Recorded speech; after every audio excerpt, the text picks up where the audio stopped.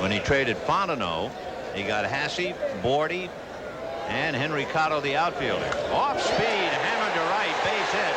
The run is in. On his way to third is Mattingly. And there you go again. The Angels burned in the first inning.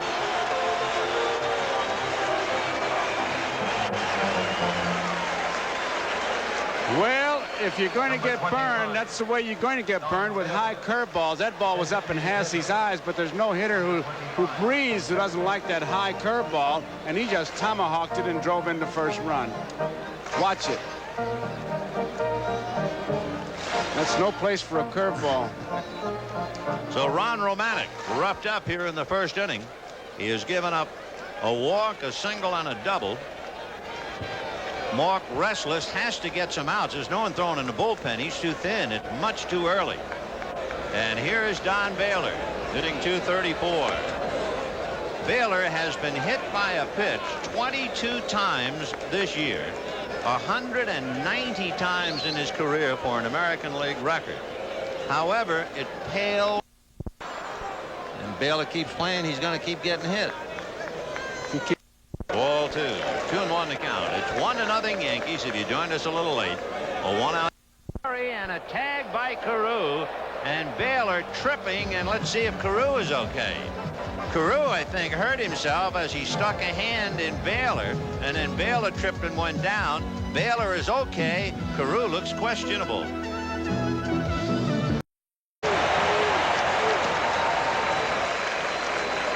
So 1 out. Number 16. Jack Howell. Now here comes Jack Howell, and we were telling you about, he's the kid, and the game we were trying to think of that he was watching was 3-Card Monte, and while he was watching it, he had his pockets picked for $200. Rod Carew is needling him, and Howell says, well, you learn and live. He said, no, you live and learn. He said, not here. You learn and then live. Strike. 0-1.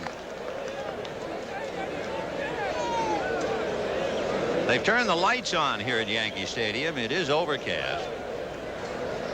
1-0 Yankees, second inning. 1 ball and 1 strike. The Yankees have the best home record in the major leagues. They've won 41, and they've only lost 16 games at home. Howell has been a hot hitter for him, and as far as DeCinces, he took some batting practice today. He still is kind of bouncing around, but rather gingerly. He has a back problem. 1-2 the count. Howell homered last night. He hit one against Marty Weissman. Howell is playing because Doug DeCinces is out with a bad back. He hasn't played in over a dozen games. That's foul, and that got the plate umpire. Marty's left shoulder. That really got him. The left shoulder. And that inside protector, forget it. He had the balloon on him. It would have really helped him, but he took a nasty crack. It comes straight back. Right over the catcher's head, left shoulder. Ooh, Marty trying to hang tough. That'll be a nice seam mark on your shoulder. 2-2. Well, one good thing, if an umpire has to get hit on his shoulder, and they're still working on Carew's hand. Wow. Wrapped it. I was going to say, if an umpire has to get hit on his shoulder, better than the right, which you have to use to call strikes. And he's also open on that right side. Yeah. 2 balls, 2 strikes. Fouled away. That's the old National League way of doing it. Inside the hitter, over the right shoulder, left-hand hitter, left shoulder the catcher with the right-hand batter. The American League, it's used to be directly behind the catcher and kind of using him as a screen. Yeah, but I think that's one reason why the National League always said that you had the low ball strike, and the American League missed it because you were behind the catcher. 2 down.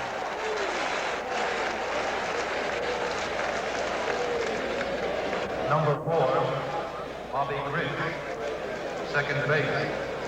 Number 4. Just swung under it.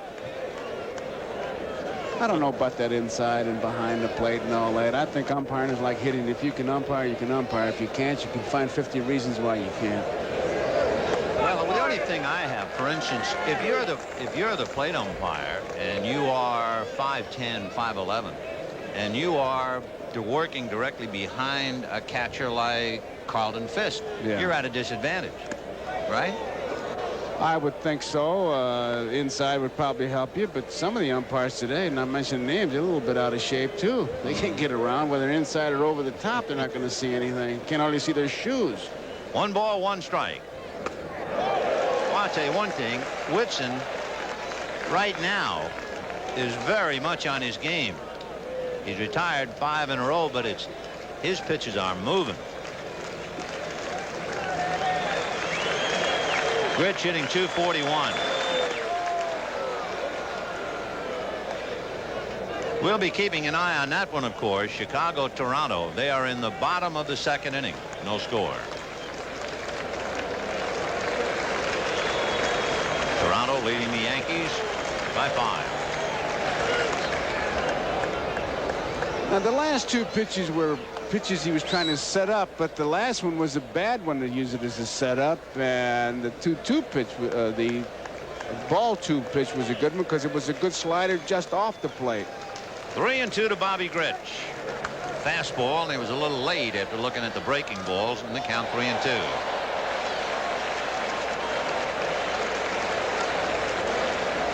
He's hardly thrown that palm ball, man. He's just relying on power, fastball and slider. Yeah, he's really pitching basically the way I remembered him when he pitched in San Diego. 3-2. Just missed. And Woodson thought he had him struck out. So with 2 out, Bobby Grich at first, and Bob Boone coming up. Pretty good numbers. Number 8. Boone has a groin pull, but they need him desperately, and he's done a good job.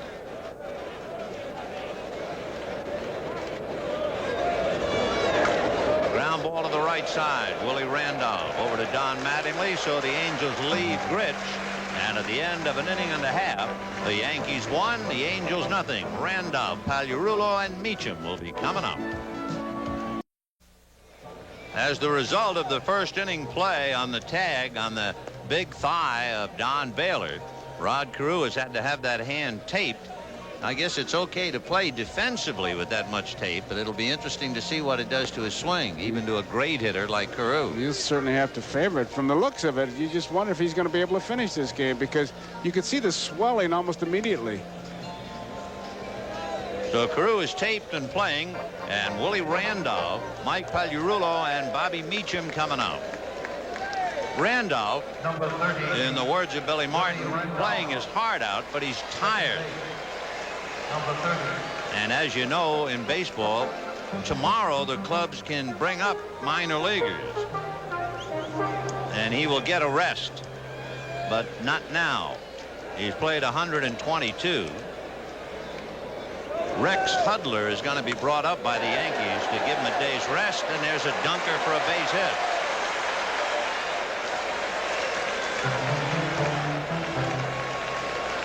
So Romanek is singularly unimpressive, but again, we stress the fact he hasn't pitched in 8 days, and in that game he only worked 2 innings, so he really has to be rusty. And now here's Pags, as they call him, Mike Pagliarulo. Then you have to be alive with Randolph on at first base. And remember, Randolph jumped on the first pitch too, much like they did in the first inning.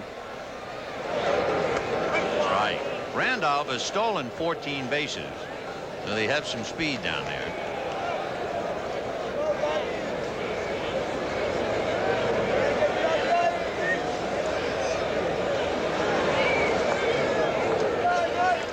One ball and 1 strike to count. We're in the bottom of the 2nd inning. The Yankees leading the Angels 1-0.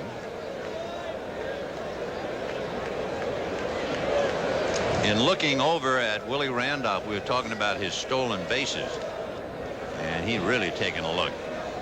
It reminds me, did you hear the name they're now giving Vince Coleman, the base-stealing whiz of St. Louis? Vincent Van Gogh, G.O. That's great. Vincent Van Gogh. Off speed. Good pitch on the corner. 1-2.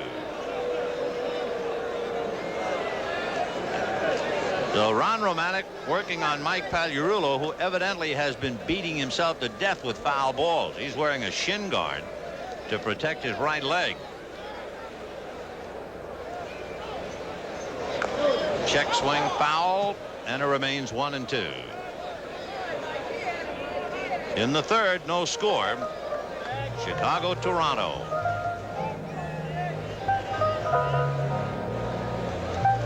Did you do that much when you hit? You know, beat your front leg? No, I really didn't. I really didn't. Vic Wertz was really bad at that.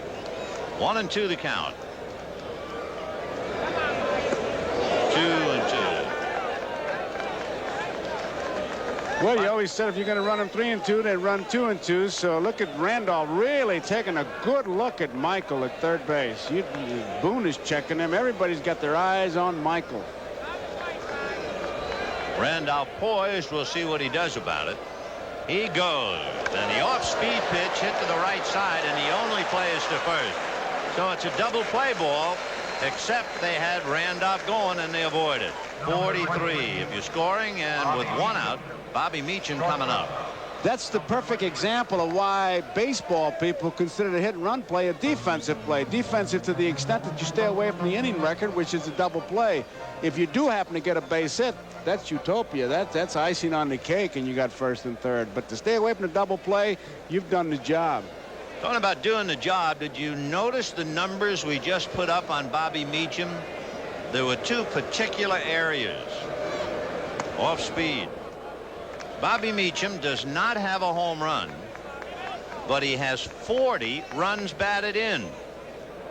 There isn't another big leaguer, I believe, without a home run who has anywhere close to 40 RBIs. And he might have another. Base hit to right. Hesitating was Randolph, and he has to stop because he hesitated. With 2 out, he would have scored, but he was afraid that that ball would have been caught. So Meacham loses an RBI. It was a good base running play because you can see Randolph thinks the play is going to be made, make sure he gets through there, and then he picks up the coach right here, and you can see Michael really had the hands up stopping him, and they've got the inning alive yet.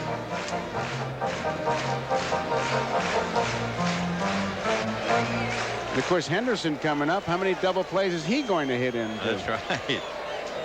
So first and third, and here's Ricky. I don't know, they're going to have to go hard here with the New York press when they've come up with Vincent Van Gogh for Vince Coleman. But the thing about Ricky Henderson, he is more than a base stealer. He's become a wonderful hitter, and there goes the runner Meacham. They throw to third. No chance there. So Meacham steals second, and you have runners at second and third with 1 out. Meacham had such a big jump that Boone didn't even hesitate. He fired to third base immediately, and Randolph goes diving back. So with runners at second and third, Ricky Henderson up there trying to get him a couple in a hurry. And he hits a fly ball into right center. Moving over is Rupert Jones. The runner's tag. The run will score, and on his way to third is Meacham, and it is 2-0 Yankees.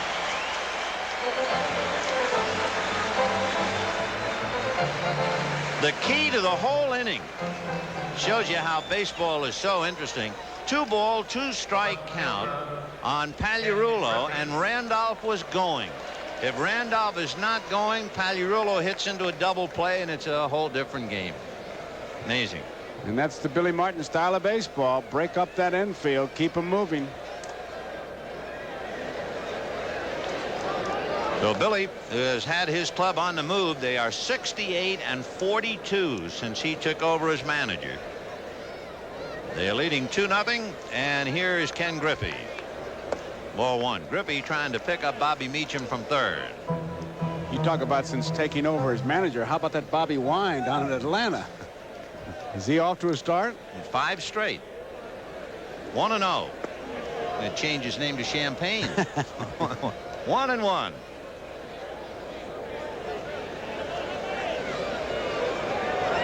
So Ron Romanic roughed up a little. 2 runs, 4 hits. Missed again. I do wish one thing, though. managers do get fired, and it does happen. I do wish ball players would just shut up when managers lose their job. Good point. Just zip it up. Don't need anything. 2-1 to count. Don't mind it when a ball player goes to the manager's defense and says something to the effect, hey, we're playing lousy, it wasn't his fault. But when a player can't resist taking a shot at a guy who's down and out, that's dirty pool. 3-1 to Ken Griffey, trying to pick up Meacham from third. And ball 4, and now you get Mattingly.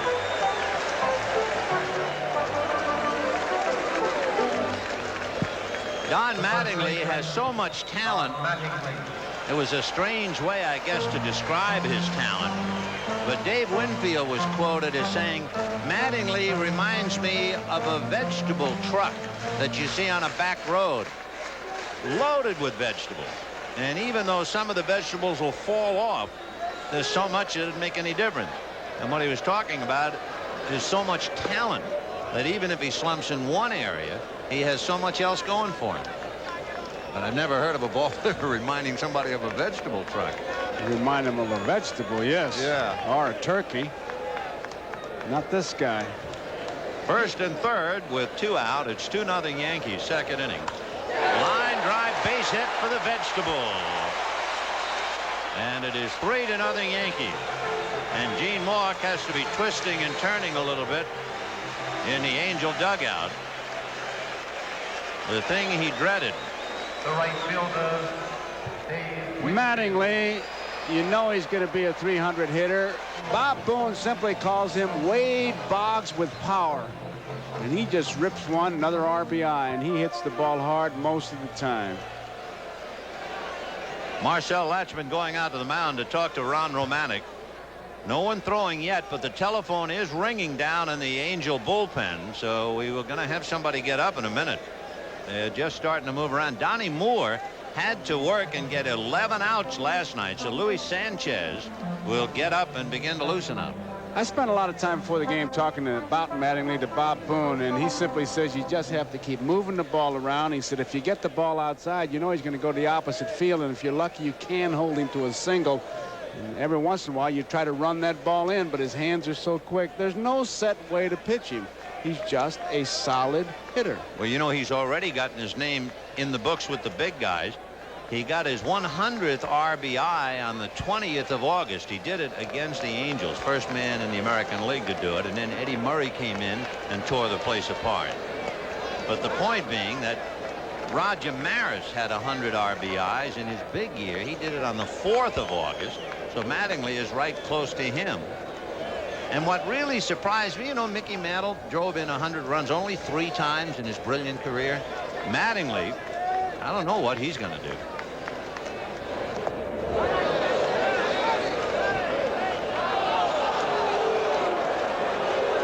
Check swing called a strike, though we'll have to switch the scoreboard out there. So Mattingly holding at first.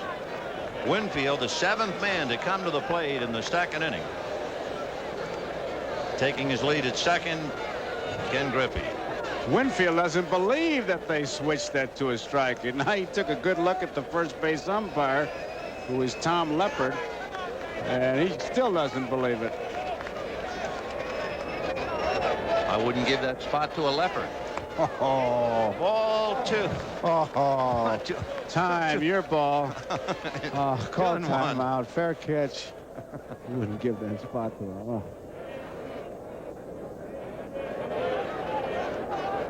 Well, what did you think watching it?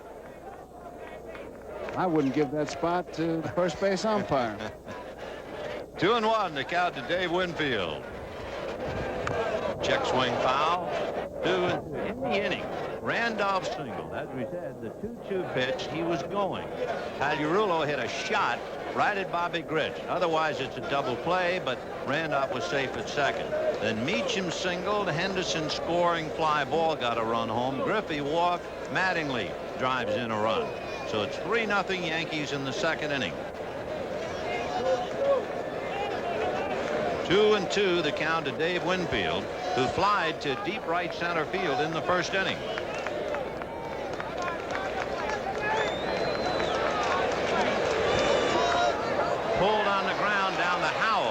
He goes to Grich just in time of that head first slide by Mattingly.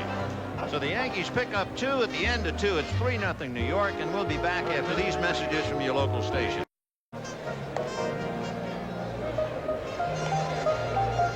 We'll be going to the 3rd inning. The Yankees 3 and the Angels nothing. What is Dale doing? I don't know whether that has something to do with strength and a grip or what.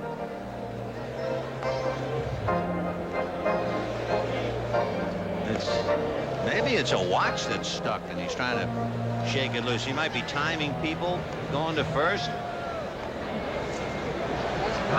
Maybe it's just an old yo-yo and the string is stuck. I don't know what it is. Instead of watching a grown man do that. Meanwhile, we'll worry about Rod Carew. Yeah, he's going to bunt. He's telling his mates. Gets it inside. I'm going to bunt to third base and beat it out. And he can, too. Gary Pettis, Dick Schofield, and Brian Downing in that order in the 3rd inning. Yankees 3, Angels nothing. Pettis has had a lot of trouble as a left-handed batter. He's striking out much too much. In fact, he has struck out 80 times left-handed and 99 times for the year. Now, 99 times for the year is overwhelming when you realize he has 1 home run. In the game plan, I think he was to be the leadoff man. Well, there he goes again, left-handed. Boy, that's a killer. No power and strike out 100 times. To give you an idea, Reggie Jackson has struck out 104 times, only 4 more times. But Reggie at least has 20 home runs. That 8th and 9th spot for Gene Mauch and the Angels has been a problem as far as offensively. The strike now to Dick Schofield, who is as quiet a kid as there is, and the latest Schofield anecdote, and a true one. That's hit foul down the line. Dick Schofield hit a grand slam home run. Now, his dad played in the big league, so his mom and dad called to congratulate him on his grand slam home run. He returned the call 3 days later. He didn't know what to say. Ball 1. He's friendly enough. Oh, he's a great kid. But a smile is a whole speech. Yeah. Yeah, you get a nod from him, and that'll do for the day. 2 balls and 2 strikes to count. Ed Whitson has allowed 1 man to get aboard when he went 3-2 and walked Bobby Grich. The Yankees leading 3-0. We're in the top of the 3rd inning. High pop-up on the left side. Pagliarulo, the 3rd baseman.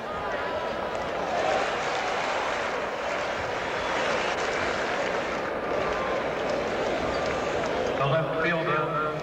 2 down, and the batter will be Brian Downing, who has been so successful in the leadoff role. He grounded to 3rd in the 1st inning. By the way, in June 21st marks something else. That's the day that the Angels took over first place and have not relinquished it. So it timed right in with Brian Downing. Right. Downing with that open stance, many times the pitcher figures, well, he opens up, then he's going to step into the ball and they'll jam him, but they've been staying outside with him. 0-1.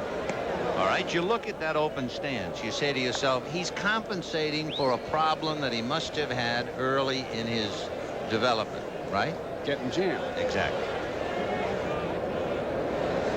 1-1.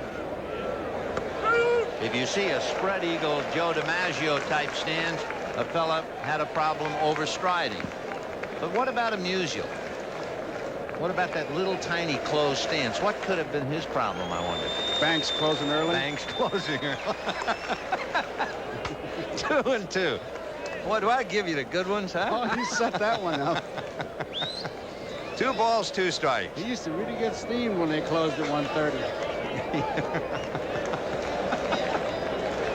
Yankees 3, Angels nothing, top of the 3rd.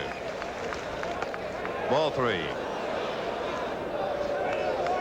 Say one thing with Whitson. when he misses so far today, it has been like 9 out of 10 misses away from the hitter. And that's the way to do it. Yeah. Way away. 3-2. Grounded foul down the line, out of play. I just have to throw this in, talking about problems with Musial. Ted Williams, when he unveiled his statue at the Hall of Fame, he said that Musial had to be the greatest hitter he ever saw because they had 2 off days, and the Red Sox came to scout us. Both days, Stan was 5 for 5. 5 for 5. Here's a 3-2 pitch, and that's a line drive foul down the line. You know, you mentioned something else that's a key. You said about 2 off days. Billy Martin is very concerned. He has a tired ball club, and he was looking at his schedule. The Yankees have 3 off days in September. However, 2 of them are going to be used to make up for the games lost for the 2-day strike. That's fouled away. In other words, the only day off the Yankees will have is the 23rd of September. Period. Where are they? Well, they're in Baltimore, and then they come home, so at least they'll have 1 day. They'll But he work was out. really worried. They'd work out. They'll work out that day. Not if he can help it. No way. 3-2.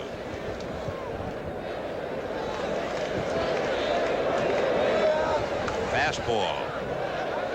Workouts in September is so funny. In Pittsburgh, we lost 112 games. We worked out in September, and Medkovich said we didn't want complacency to take over. We were in last place by about 22 games, and we're working out for what? Mork trying to get something going with 2 out. Breaking ball fouled away. So Brian Downing is hanging tough.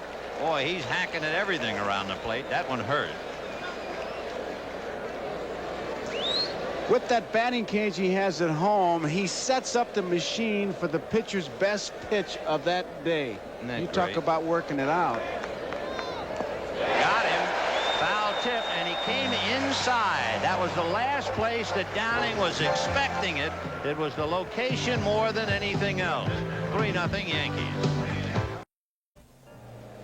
Those numbers on the left-hand side become a litany of frustration and anger, I'm sure, for Ron Romanick after an 8-day layoff. At the rate he's going, 20 pitches an inning, naturally 180 pitches, he'd be carried out on his shield. So he's going to have to start throwing strikes and getting people out. However, when you think about it, you know, the Yankees beat the Angels in a game recently 13-10. And if you can imagine this, the first inning took 68 minutes. 17 of 18 men came up in the first inning. Right. Ron Hasse had some kidney stones problem. We mentioned earlier about the great job that Clyde King has done. There's the bunt foul. When you think back of the Yankees, first of all, people like Kemp and Foley, Smalley, Marino, Cerrone, Hara are all gone. Pagliarulo and Meacham has given them a better defense. Then, of course, the acquisition of Ricky Henderson, the igniter, as Clyde called him. Then the Fontenot deal that brought Hasse Bordi, that had to help. When they traded Cerrone away, they came up with one of the better young arms in baseball, right-hander Brian Fisher. And when they traded Toby Hara away, they came up with Billy Sample, and he's helped in the outfield. So really, Clyde King has done a great job. Let's see if Ron just did get his feet out of the way of it. If you want to knock somebody down, that's the spot. Because by the time your brain tells your feet to get out of there, you're all out of sync. Look at them unfold.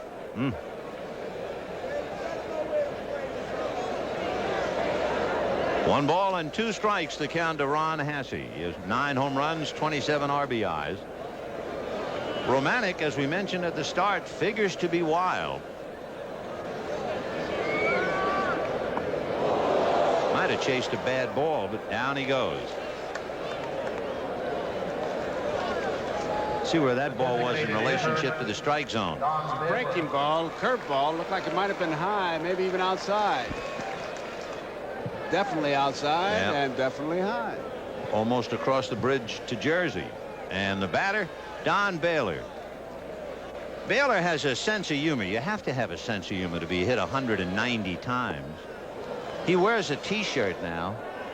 There's a bullseye on the T-shirt. And trying to do his best now to knock off a club for whom he was the most valuable player.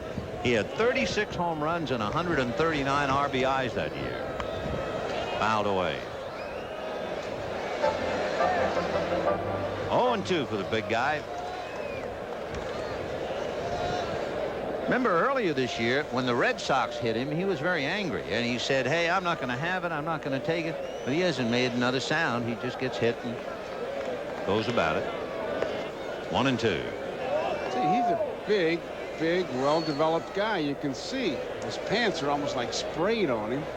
Big, tough, strong legs. Every time they hit him, they throw the ball out. High foul, out of play.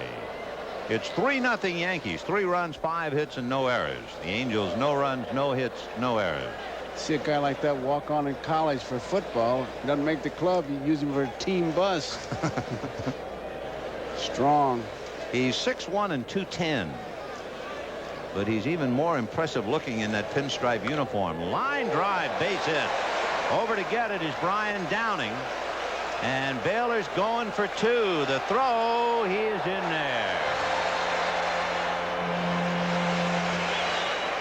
That plane looked like it was very slow in developing. The throw from Downing was all the way on a fly, but it may have hurt him. Because if the throw is lower, he might be able to make the tag. Watch it develop here. All the way. And that allows him to get in there. So Baylor doubles. He had one last night. That's the second double for the Yankees today. They have a half a dozen hits, leading 3-0. And with 1 out, here's Willie Randolph, who singled in the second inning and came around to score. Big overhand deuce for a strike. 0-1.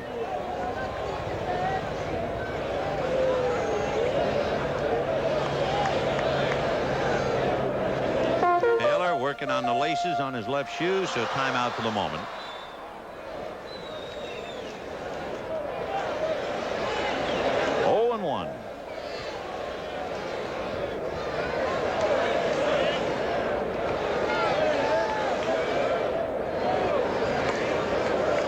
You have some combination here. You have the Yankees, the best home record in the major leagues, and they are chewing up Western Division teams. They've only lost 6 games to a Western Division team all year.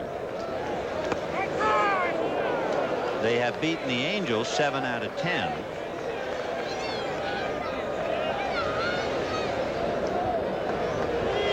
They are 27-6 against the West. 1 ball and 2 strikes. In the dirt, blocked nicely. That was blocked nicely. That curveball is going to, the overhand spin as we look at Gene Mauch, is going to break to Boone's left. He got in front of it and kept Baylor from advancing. Randolph very good at hitting the ball to the opposite field. They're shading him towards right center field. Look how far away he is from the plate. Looks like you could really nip that outside corner, and he couldn't cover it with the bat. 2-2. Let me ask you another question, seriously, talking about batting styles. You're the catcher, and you see a Willie Randolph standing that far away from the plate. Where does he want the ball by standing that far away? If you had never seen him with no scouting reports, wants the ball inside. That's what I thought. But what you would do is give him enough inside, move him back, and then take that 1 or even 2 shots at that outside corner. 2-2. Ball 3. Billy Martin, who has some people who are really performing for him, trying to win the 69th game under his latest reign. Fouled away.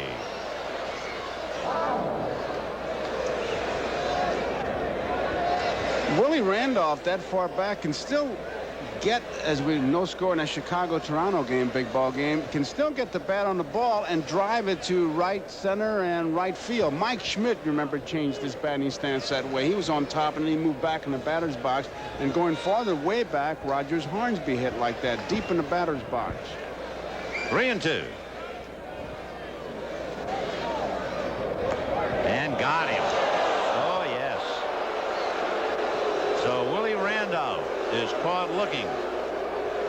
And for Romanek, he picks up 2 strikeouts in the inning. And now Mike Pagliarulo coming out. Looked like a strike all the way. Fastball right down the middle. No doubt is over the plate. Yeah. And Randolph, for some reason, thought it might have been inside. Here's a spot where you're going to get a chance to see Boone, whether he wants to work on Pagliarulo or go to Meacham. Because you got a first base open. Not you're going to put him on. You're going to work on him, but you really have the leverage as the pitcher and catcher. So Baylor at second with 2 out. We're in the 3rd inning, 3-0 Yankees. Off speed. 0-1.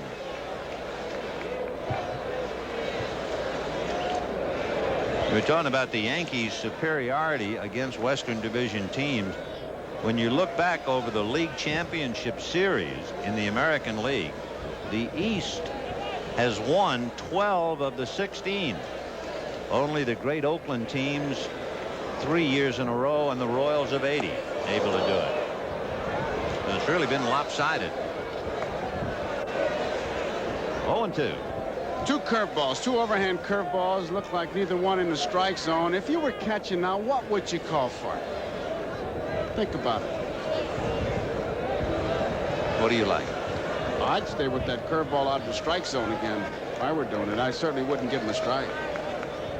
Pagliarulo with the count 0-2, hitting .241. Curveball. Stayed away, too. By the way, in that Chicago-Toronto game, no score in the 5th inning, Doyle Alexander, the veteran, pitching for Toronto, and rookie Joel Davis pitching for Chicago. Quite a contrast. 1-2. So he winds up striking out the side. That'll shape up his confidence a little bit. And at the end, a 3. The Yankees 3 and the Angels nothing. We go to the 4th inning. And Gene hoping to get something started now with Rupert Jones, Rod Carew, and Reggie Jackson. It will be particularly interesting when Rod Carew comes up. Remember, we saw him gesturing in the dugout about how he might bunt. Let's see whether he was kidding on the square or not. Billy Martin has seen a very strong 3 innings from Ed Whitson.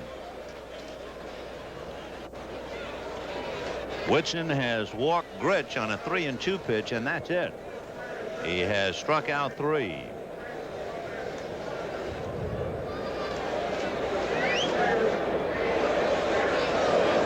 Fastball, 1 hopper into right field. So hit number 1 from Rupert Jones. Now let's watch Rod Carew. First we'll show you what happened to him again, just to refresh your memory. Rod Carew. Schofield comes up with the ball. Now the tag, and he gets Baylor on the thigh. And that's when he really feels it. You can see him grab that left hand. We just got a report from the press box, which we pass along. Look at him run up. Ball 1. Bill Madlock, the 3rd baseman, the batting champion, has been traded to the Los Angeles Dodgers for 3 players to be named later. I had just read a quote in the paper 3 days ago from Al Campana saying, "We are no longer interested in Bill Madlock." Of course, Enos Cabell had a sore side and was out. Bob Baylor, bad ankle. Madlock, of course, with 4 batting championships, and you're looking at a guy who has won the crown 7 times in the American League, hacking away with a bad left wrist. 2-1. Joe Brown is unloading over at Pittsburgh. Absolutely. Jones at first, held on by Mattingly. 3-0 Yankees in the 4th. High slicing foul ball down the left field line, curling towards the seats and out of play. 2-2. And Brown made that deal with the Angels. It involved Candelaria and Hendrick and Holland. He said, I want some fellas over here who want to play. And we had some fellas that we got rid of didn't want to play. And were rather outspoken, such as Candelaria. 2-2. And there goes the runner, and there's a line drive base hit to left. And now the Angels are really in business because Reggie Jackson represents the tying run with nobody out. The designated hitter, Reggie Jackson. He was going to left field all the way, and he just waits on that ball to the last minute and takes it a perfect, just a typical Carew hit. Pitch him there, he's going to hit you that way. Bill Monboquette has come out. He wants to talk to Whitson. You know what's interesting to me? Could we look at that swing again? The only reason is there's so much movement. I realize the man has 3,000 hits, but watch all the movement with his hands and everything. Watch now. Look at him go down. Into the hitting then area. He straightens him up. I mean, that's a lot of movement, isn't it? Until the ball gets into the hitting area. That's So a Carew, baton. He is. one single away from Speaker. So 2 on, nobody out, and here he is. Hit back to the box on a check swing. And drives one into right center. Winfield moving over, and this one is off the wall. Around third is Jones to the plate with the throw, not in time. Stopping is Carew on a double by Reggie. And it is 3-1 Yankees. And Carew was right on top of Jones. Thought maybe we might see a repeat of the play. It involved Meacham and Berra, but Carew stopped at third. Third baseman. Reggie off the plate, looked like he hit a slider. Out over the plate. Hit that ball hard. Look at that, 1,001. So he's the tying run at second now. Second and third, nobody out. It is 3-1 Yankees. And Howell fouls it away. 0-1.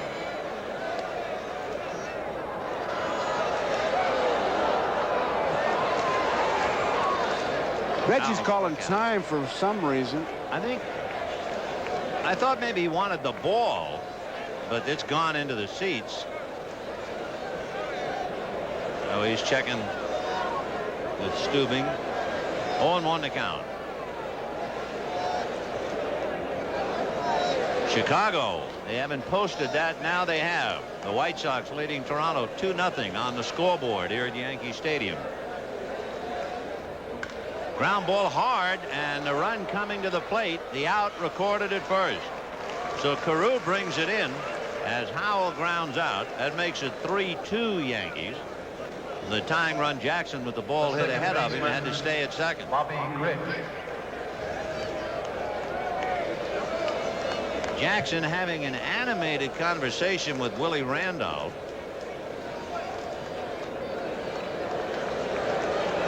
And the batter, Bobby Grich.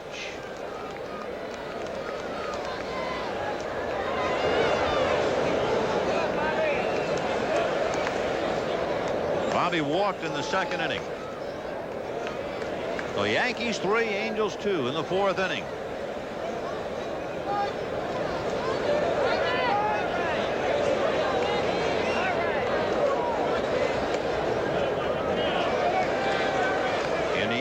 Jones single to right, Carew single to left. Jackson doubled to right center to score Jones. Carew came home as Howell grounded out. And waiting on deck, Bob Boone. Foul back. Challenged him, let her high fastball. So that 3-0 lead has almost disappeared in that Yankee dugout. They're really playing Grich straight away. Henderson right in line with second base, and that pitch was inside, but everything else has been to the outside part of the plate. And he's got a big gap in right center field. Kind of a odd way of setting up a defense. Fastball, 2-2.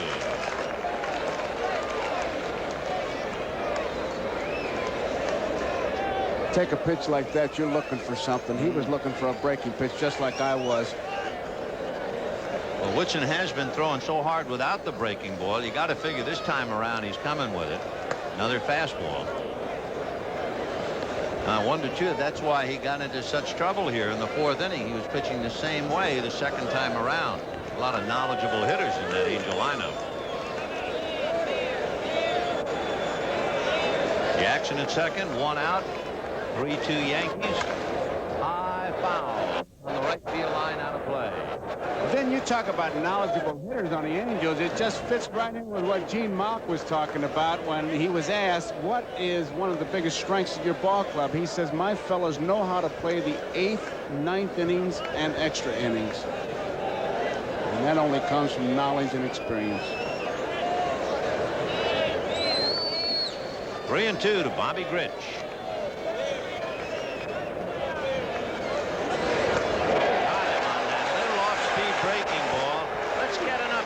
On the Toronto game, we'll go to Bill McAtee in New York.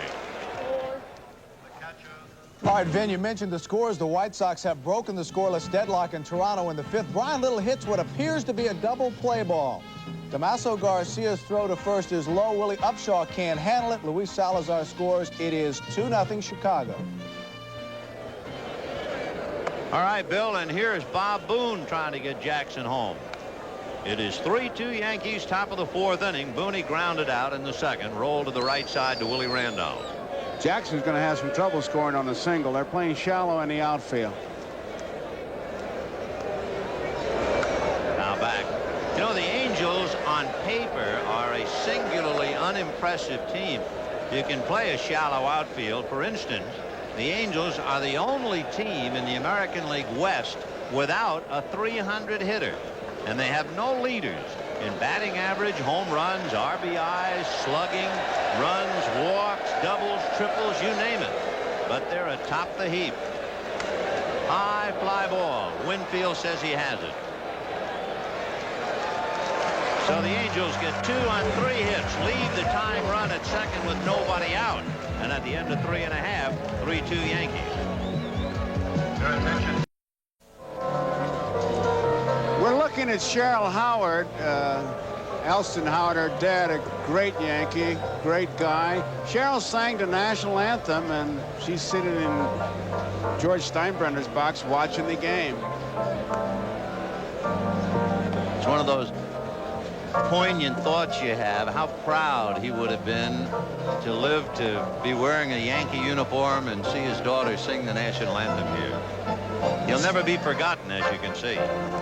It's ironic, too, Vin. I bring it up because I was in St. Louis all week, and I'm driving from my neighborhood, the Hill, to where the hotel. I had to go by what used to be Vashon High School, where Elston went to school. By the way, just working one into the other, heartiest congratulations to you. Joe Garagiola week, all week in the city of St. Louis. An overnight success. An overnight success. And, but it was a great week for you. It was at Union Station. You just have to see it. That's a strike to Bobby Meacham. He'll be followed by Ricky Henderson and then Ken Griffey. Did they give you anything? I mean, let's get down to it. I had the key to the city, and I said, that's great. And Mary Shamos said, but we changed the locks. 1-1. 3-2 Yankees. Good one. The Yankees got 3 in the first 2 innings. The Angels fight back in the top of the 4th, and the sun comes out.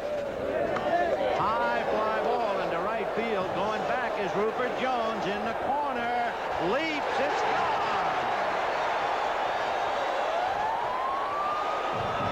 So Bobby Meacham's first home run of the year. 4-2 Yankees.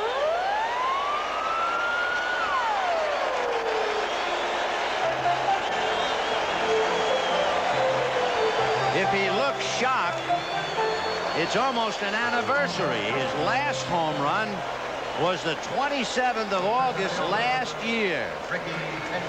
Watch Rupert Jones as he tries to make it. It just does get over there. It went 310 feet and 4.5 inches, but that's enough, and there's a very happy Bobby Meacham.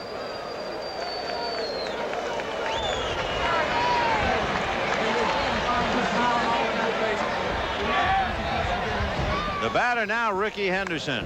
Line drive backhanded by Schofield. They've been talking about this catch. If you haven't seen it, watch. Marty Barrett of the Red Sox is the hitter. And watch what Ken Griffey does. It's hard to believe. Did he ever get up there? Now watch. See what happened? Dave Winfield gave him an Olympic judgment. Winfield said as far as the leap and the catch, it was a perfect 10, but his dismount was a 5.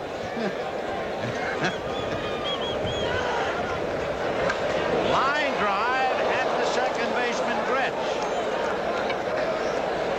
The Angels may have to call time and take a roll call here. Don The ball's being hit. Gretsch acted as if he didn't see the ball. I read his lips, and he had said to Rod Carew after he threw the ball to the mound, he looked over and he said, I didn't see the ball. You got to remember it coming right out of the shirt sleeves. It knuckled out there, too. Here's Mattingly, walked and singled to drive in a run. Strike.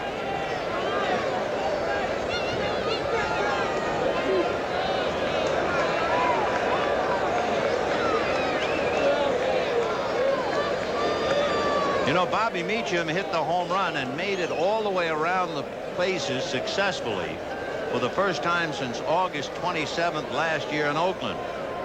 However, there should be an asterisk and a footnote. There's a drive into deep center. Back goes Pettis. He's got room. He'll make the catch. Back in April 29 of this year, Meacham hit an apparent home run, only past a base runner. And with that lovely thought, we'll be back after these messages from Willie. The White Sox 2-0 lead was short-lived. Toronto has come back to get even. We're not sure if they have posted that on the scoreboard or not.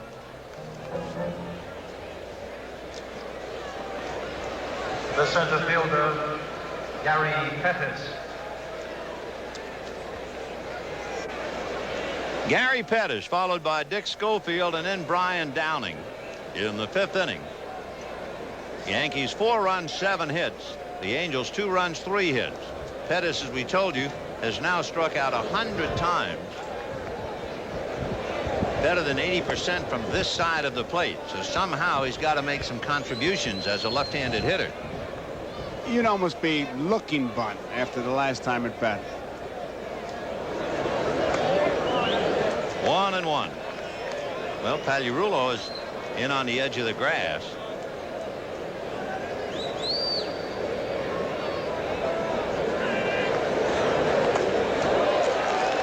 And you can see the pattern. Just throw strikes with good hard stuff, both to Pettis and to Schofield. 1-2.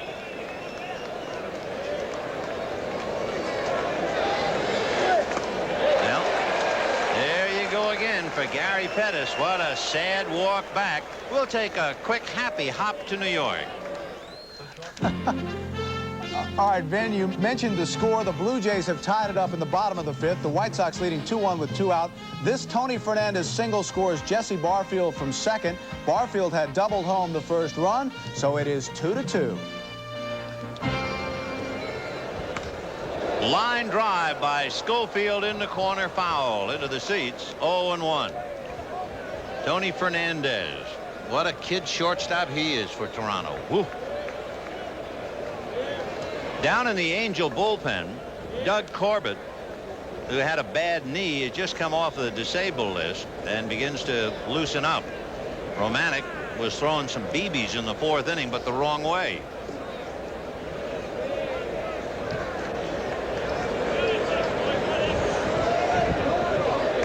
1-1. Schofield popped up in the 3rd. Dick 0 for 1.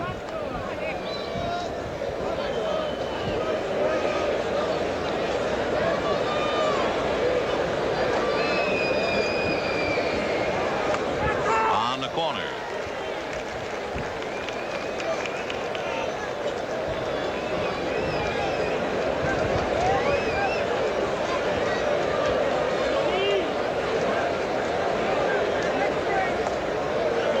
There's a little extra pressure, I think, on the Angels right now.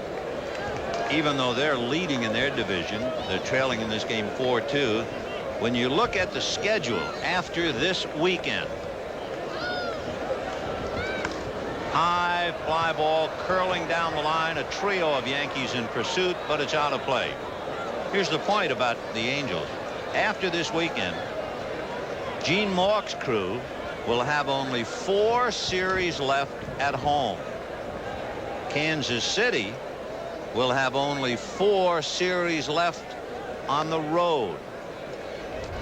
And of course, in September 30th, October 1, 2, and 3, California plays 4 games in Kansas City, just like the Yankees have 7 left with Toronto. We're a long way away from showdown time. Ball 3.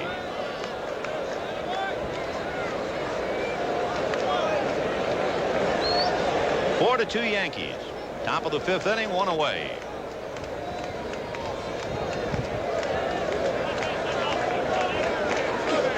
Line drive just by Pagliarulo's glove. Base hit to left.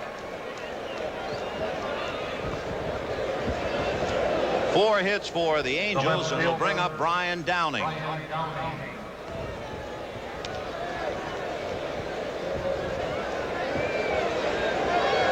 The ball was well hit by Schofield, and you can see why you're going to have to be patient with that young man. He just has tremendous ability, and they kind of rushed him into the breach. And as far as defense, he's got it all. It's a matter of becoming accustomed, acclimation, or what have you. I tell you, he's got some tools to work with. You know, last year when Schofield started, he was really in trouble because he was late swinging at fastballs, and he was always out in front of the curveball. And it got so they tried to advise him. They said, look, just go up there and look for 1 pitch. I mean, you can't go 0 for 2 against 2 different pitches. Sit on one of them, either a fastball or a curveball, but make sure. And he started to sit on a fastball, and he's been trying to handle it. Tough way to learn on-the-job training in the big leagues. In the big leagues, very difficult, because they expect you to be, you should have arrived by the time you get here. I mean, it may sound a little bit yogiism, but that's it. You got to learn on the job is tough. 2-0, and he's playing a key position, shortstop, on a team that's leading its division. Oh. In a pennant race, right.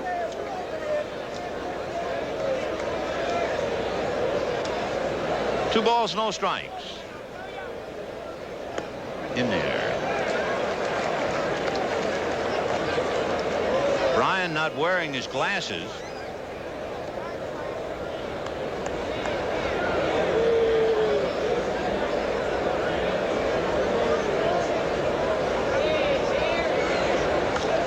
Little fly ball into shallow right. Winfield has to come a long way. He is there and almost overran it. A little gust of wind was blowing it away from him, and that complicated matters because the breeze is blowing from left to right.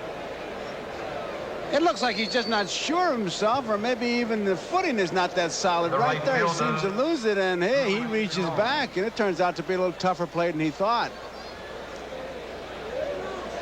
Dave Righetti. Yeah, there's an idea of why that breeze blowing from left to right.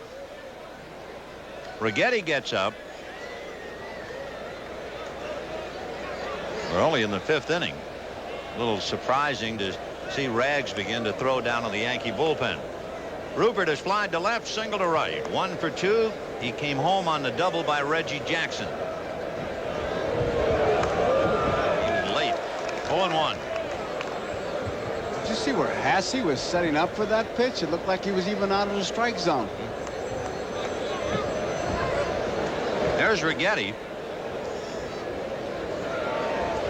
0-1 to count.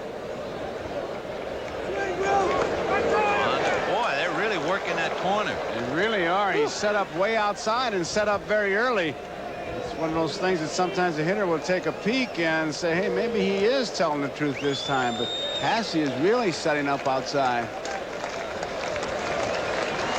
Fastball again. And the runner goes, and it's fouled away. So Schofield going with 2 out. And the count 0-2. I thought I got the indication, too, from Hasse that he wanted it outside. Yeah, oh, definitely. Definitely. He's set up out there, pointed out there. You can see he's looking at Billy now, asking, you think we should pitch out? He just motioned over, throw to first base. You saw him flick the hand even before he gave a signal. Schofield at first, held on by Mattingly. 2 out in the 5th inning. 4-2 Yankees. 1-2.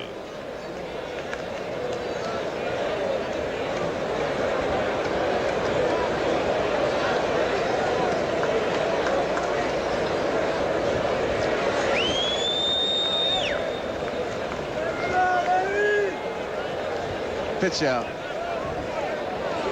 No action. We read it again. Hey, Billy, Joe knows your pitch out.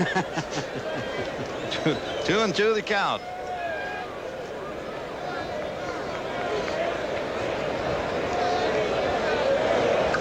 High fly ball curling foul and way out of play.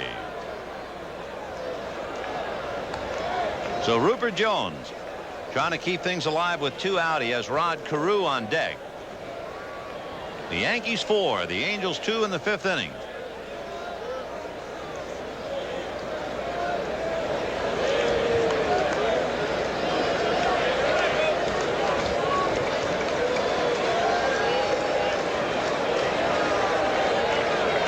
There he goes. And there goes the ball. High, deep, and gone. Rupert Jones hits his 20th home run, and they've tied it up 4-4. Whew, did he jump on that one? High fastball, and he really upper decked it. I mean, he hit it. Here comes Billy out of the dugout. Got that ball inside, and Rupert really jumped all over it. It's interesting that he finally did come inside after all those pitches away.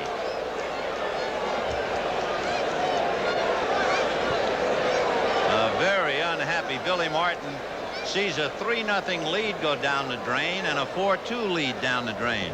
You see where Hasse was set up. He just missed the target completely. He wanted the ball outside, got it inside, and Rupert, listen to that bench.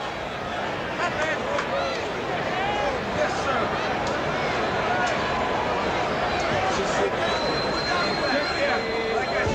So some high fives get it to 4-4, and we'll be back after this.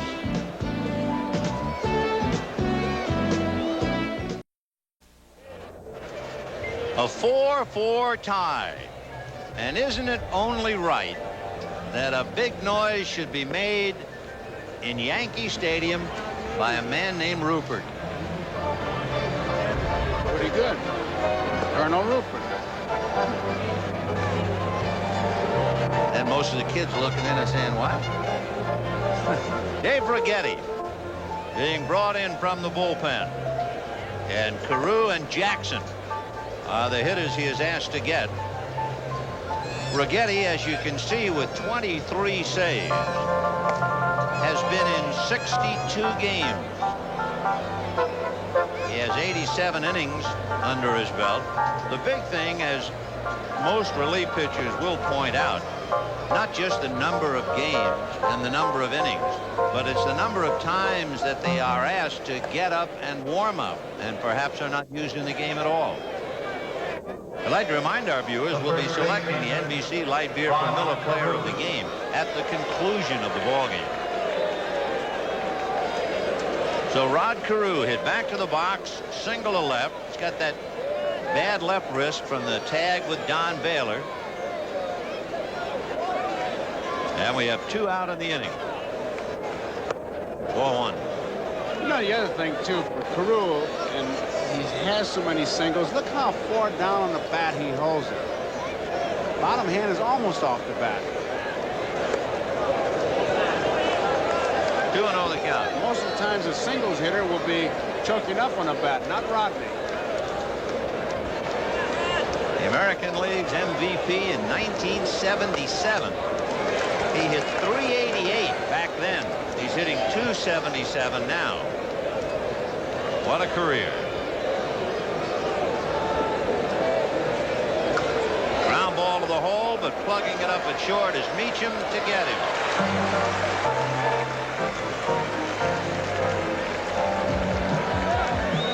You know who was walking up to the plate to hit? Reggie Jackson. They're going to eat him alive here. When Carew grounded to short, Reggie Jackson on deck thought that was only the second out, and he walked all the way up to home plate. And oh, did the fans get all over him as he walked back to the dugout. But I think that's part of the price you pay when you're a designated hitter. You're just not in the game. You try to stay in, you do different things. Downey Moore. They just said this guy wants to be on television. Yeah. Attaboy, Reg, get the heat off. Turn him around, John Candelaria. All right, Candy. Very big in Pittsburgh. Yeah. Meanwhile, with Donnie Moore in the DH, relaxing in the dugout, Doug Corbett, who has just come off the disabled list, he had a knee problem. And boy, do they need him. He does not have a save. He's been in 24 games. But now that they have lost Stu Clyburn, and Gene Mauch was saying Clyburn could be out anywhere from a week on, they need some extra arms out of the bullpen. Clyburn, by the way, was 8-2, had an earned run average of 1.8. He had 5 saves and made 1 pitch last night. Pulled a muscle in the rib cage, and he's out. No wonder Mauch has gray hair, or any manager in this business.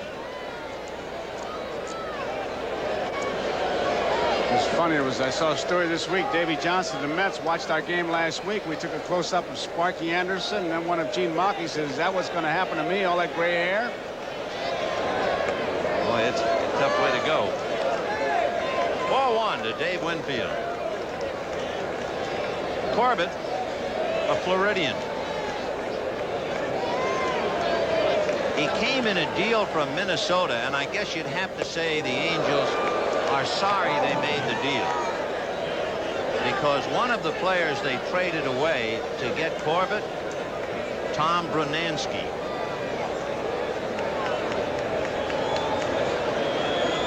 One ball, one strike. Breaking ball hit wide to third. Jack Howell takes care of Winfield. 1 down here in the 5th inning. A reminder, this telecast presented by authority of Major League Baseball and may not be reproduced or retransmitted in any form without the express written consent of Major League Baseball. Hasse and Baylor now coming up. Ron is single to right and struck out. We have a 4-4 tie, bottom of the 5th inning.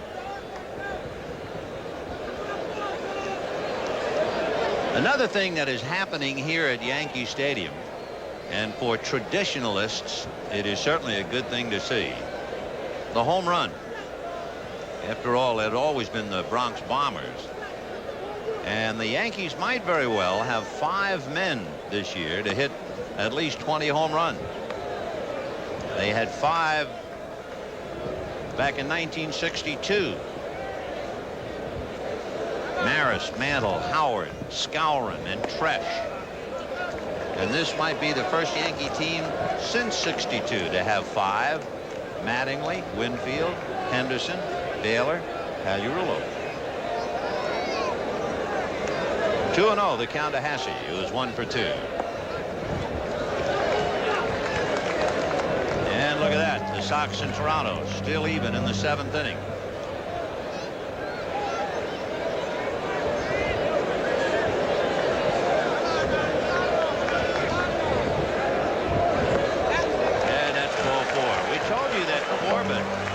Is just off the disabled list. He has not made an appearance in a game since the 22nd of July, and it was against Milwaukee.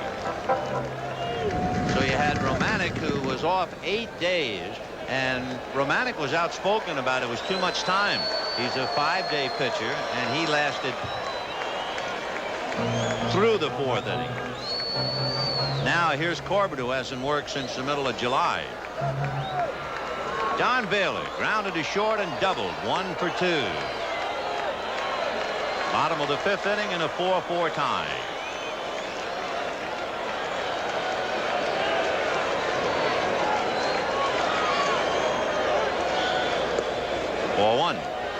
They have Carew playing behind the runner at first base, and you saw a little cat and mouse game. Baylor asked Springstead to ask Corbett to move the rosin bag. He picked it up and maybe moved it back about 1.5 inches.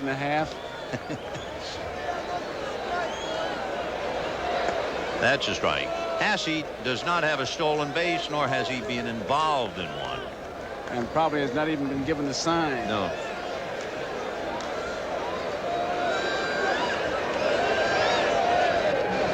One and one to Don Baylor. The Yankees have had a stolen base today. Bobby Meacham stole second in the 2nd inning. The Yankee ratio of stolen base success is around 80%. They steal just about 8 out of every 10. So when they go, there's something. 2-1.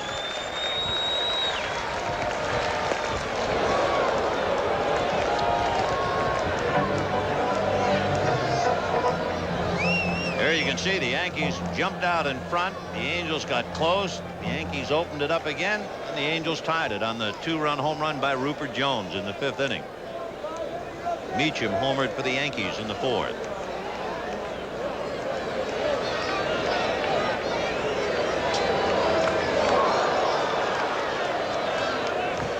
So Baylor appeared tied up. Down he goes. Doesn't have much of a swing. He cut that ball inside is what he did, and he made him hurry his swing. Almost like he was trying to fight it off. He started with his hands out and had to pull them back in, and by then it was just a bit too late. Make a fellow do anything in a hurry, and he's going to make a mistake. So you have 2 down in the 5th inning, and Willie Randolph, the batter. Randolph singled, came around and scored a run and struck out, 1 for 2, hitting a solid .272. Ball 1.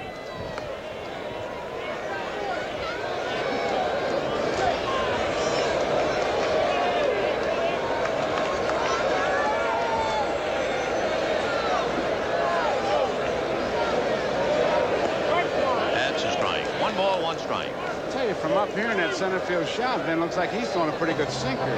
He keeps that ball right around the knees or just below the knees. He's going to be tough.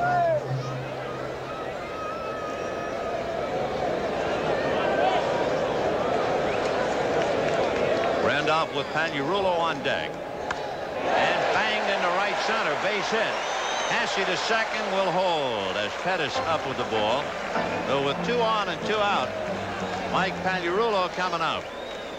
A perfect combination there with 2 out. Hasse, the catcher, doesn't figure to try and take the extra base, and particularly against Gary Pettis. Pagliarulo has grounded out and struck out, 0 for 2.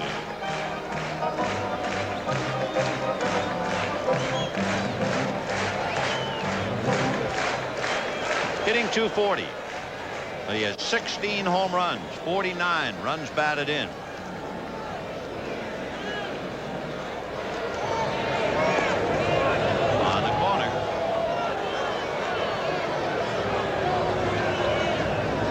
That Boone, the way he's catching that sinker ball, he's not catching it coming up by opening his glove. He's catching, you see the back of it, and he's just kind of snatching it. Massey is second. Randolph at first. 1 ball and 1 strike to count to Mike Pagliarulo. 2 out and a 4-4 tie in the 5th.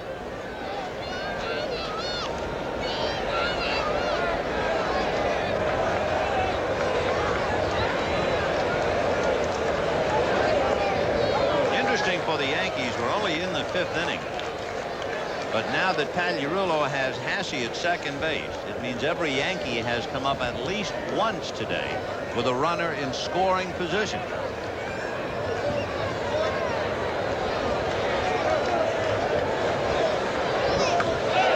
it's hit to right in the corner. Jones goes over.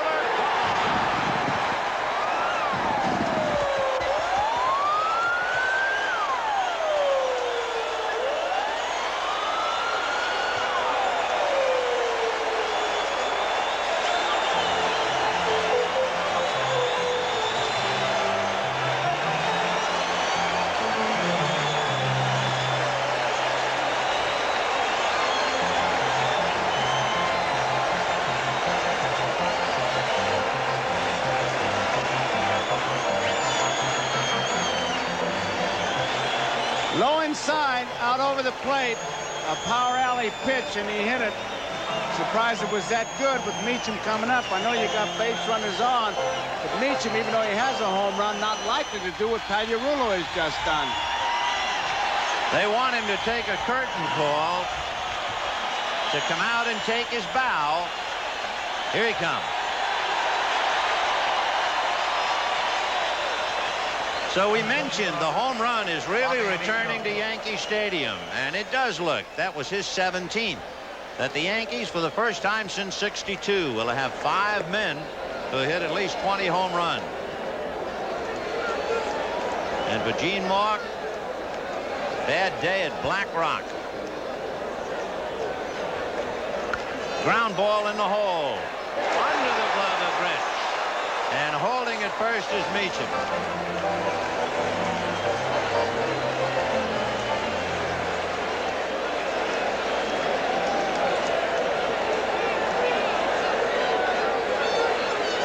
So Meacham gets a base hit.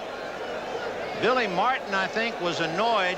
Meacham, when he tried to get around first, Carew was in his way. That's what Billy's arguing about. If we see the play again, you'll see where Carew was, and watch Meacham try to get to the bag. And Bobby felt that his runner was almost prevented. I think he's stretching the point. I really do. Because Meacham, he really isn't in good stride there, and now he's going to go around him. I don't know where he was going to go, cut it that short. That's one of those for public consumption arguments.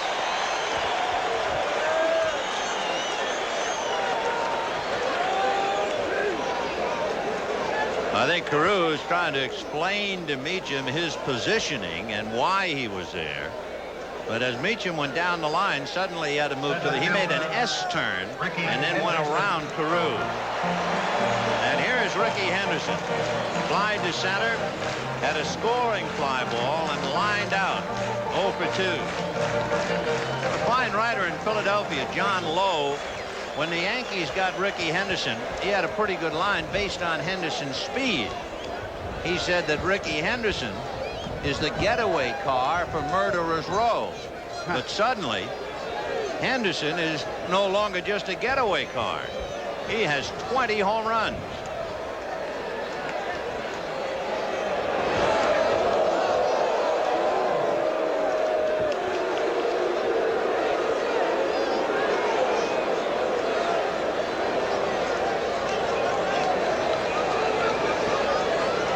(7-4) Yankees. Home runs by Meacham with nobody on. The big one by Pagliarulo with 2 aboard. And there goes the runner, Meacham, and it's fouled away. We had a 2-run home run in the 5th inning by Rupert Jones. The Yankees 7 runs, 10 hits. The Angels 4 runs, 5 hits. 2 out.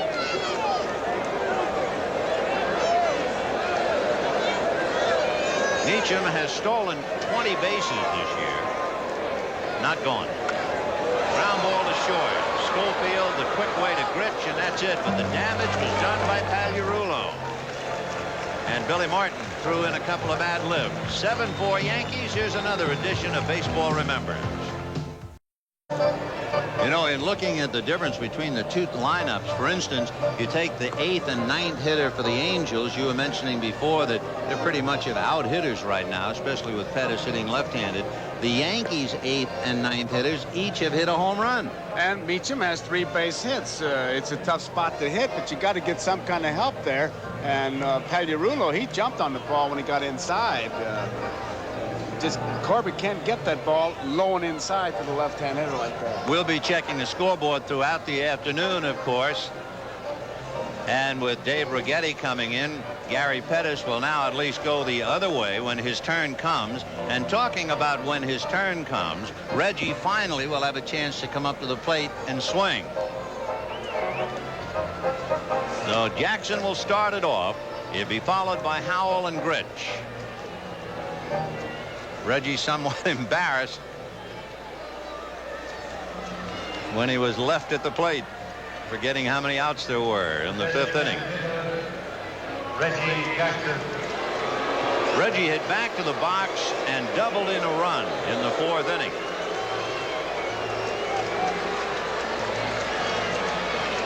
See, that's one of the things that Reggie does, and that's why it's hard for him to be a DH. He'd rather be playing every day, is that he likes to visit. He's a social kind of player. He talks to everybody.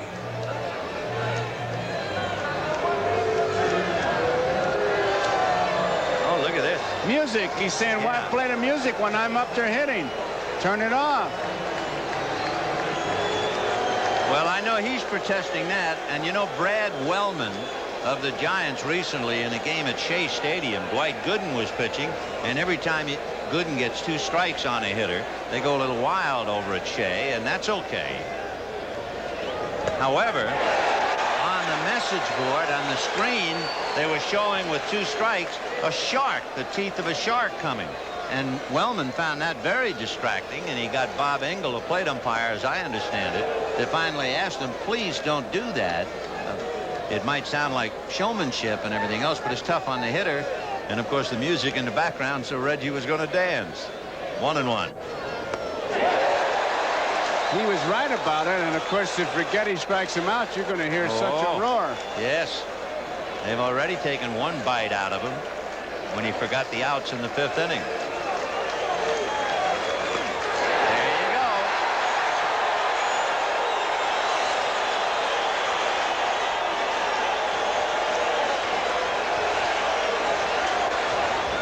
What's interesting, too, is the confrontation, and I didn't want to get in the way of it until after the fact. But Righetti grew up near Oakland, Northern California, and he said he absolutely idolized Reggie Jackson. He was his favorite player when Reggie was at Oakland. And every time there's a confrontation, it's a really dramatic moment for Righetti.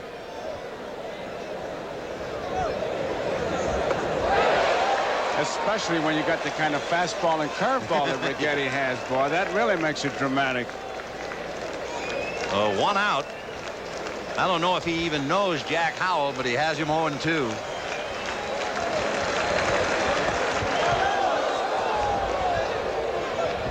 We're in the 6th inning. The Yankees 7, the Angels 4.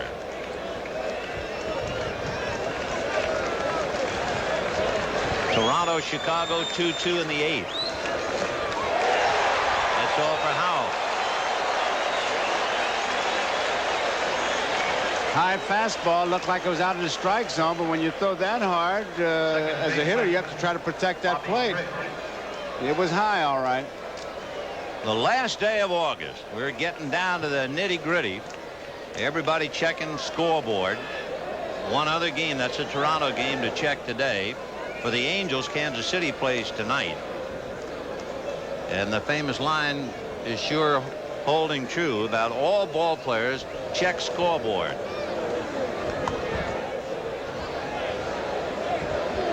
Two and 0. It's about that time of the year you hear him say, no, we just worry about ourselves. We win enough games. They can't do anything about it. Yeah. Forget it. Sure. 2-0. 3-0. They're in the 8th inning, 2-2. By the way, in that game, Toronto's Doyle Alexander pitching. He is one of 2 active pitchers who has defeated all 26 teams in the big leagues. Remember, Doyle at one time was with the Dodgers. That's some record, isn't it? All 26 teams. The other active pitcher who has done it is Don Sutton. And there were 3 retired: Mike Torres, Rick Wise, and Gaylord Perry. Bob Boone grounded out, fly to right. 0 for 2. Well, you got some dark, ominous clouds overhead, but so far so good. Flying in here yesterday, there was some ominous things up there, too. Yeah. 1-0. Ground ball to shortstop. Meacham, underhand a little high to Willie Randolph, but he had time to get Critch. That'll do it for the Angels in the 6th. At the end of 5 1/2, the Yankees 7 and the Angels 4. Coming up next, NBC Sports World brings you an exciting lineup of wrestling action. 400-pound sumo wrestlers square off in Japan's Grand National Sumo Tournament. Plus, Sports World examines the recent phenomenon of professional wrestling. Viewers in Los Angeles will see the wrestling and sumo show tomorrow at 3 p.m. Pacific time. I was reading an article about a sumo wrestler. He must have a great sense of humor. I think he was like 480 pounds, and they asked him what his hobby was. He said break dancing, which would mean he'd break anything he danced with, I guess. Break dance halls. Bottom of the sixth, 7-4 Yankees with Griffey, Mattingly, and Winfield.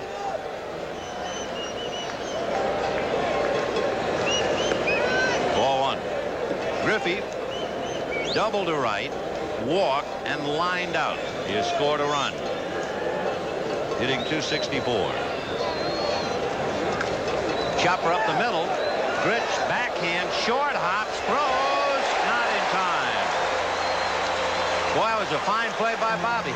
And it's too bad Griffey's got a hamstring pull, hasn't he? Until he saw that base hit inside. That's right. Miracle cure. He tops the ball. Even when he takes out that batter's box, pull or no pull, base hit inside. Look out. And he just flies down that line. Backhand and short hop. Try and throw off balance. And try to get Griffey. Just made it. So Griffey at first. Great effort by Grich. And the batter is Don Mattingly. Not only does Griffey have the hamstring pull, he wears a big, like an ace bandage around his knee. If he were a horse, you'd shoot him. You know, just looking at him. 1-0. Until the base hit is inside. Right. Suddenly he was whirl away. Mattingly has walked, single, fly to center. 1 for 2. Yankees 7, Angels 4. As soon as we get a report on that Toronto game, you shall have it. I'm constantly amazed. I always kid Mattingly when I come in here. I said, you got new stances today? He said, no, unless I don't get a hit the first 2 times up. But the way he places his feet, look at that back foot facing the catcher, and the other one's pigeon-toed.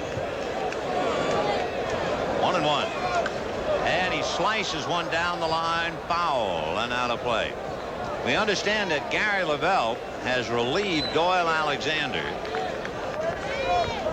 It's still 2-2. However, it's the bottom of the 8th inning. That's the latest. Tied up. Griffey at first, held on by Carew. With Mattingly, Winfield, and Hasse lined up back of him.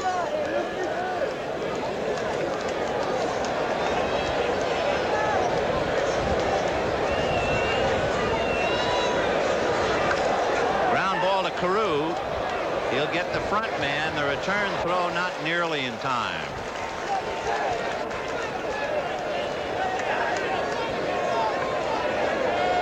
So a 3-6 for us from Carew to Schofield.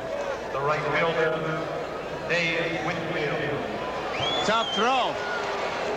He almost got the base runner Griffey. Carew's throw. You saw Schofield setting up on the shortstop side of the bag and then just kind of glide over there. And what I like about the young fella, he wasn't afraid to return the throw. Also, and of course, I always like to see left-handed first baseman. It would have been a much easier play if Carew were left-handed, where he takes it at the belt buckle and throws across his body. Ball 1 to Dave Winfield. Winfield is flied to right, hit into a force play, grounded to third. The big guy 0 for 3, hitting .279, but third in the league with 90 RBIs.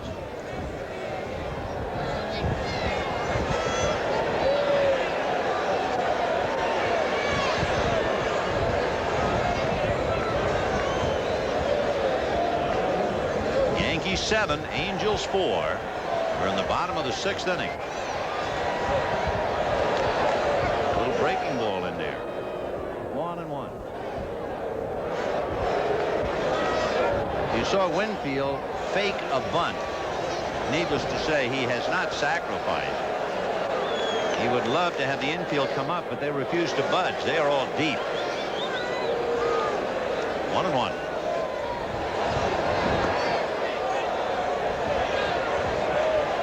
See how far back he can fake all night. Nobody's going to come up for him. Nobody's going to believe him. No. If he bunted the ball right now, George Steinbrenner put in a person-to-person call. What are you doing? 2-1.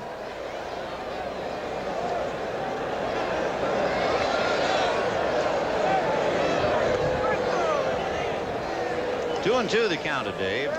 With 1 out in the 6th inning, the Yankees 7-11. The Angels 4 runs, 5 hits. Had a home run by Rupert Jones with a man aboard. Bobby Meacham with nobody on. And the big one, Mike Pagliarulo with 2 aboard. That broke a 4-4 tie. You have Mattingly at first with 1 out. Ground foul.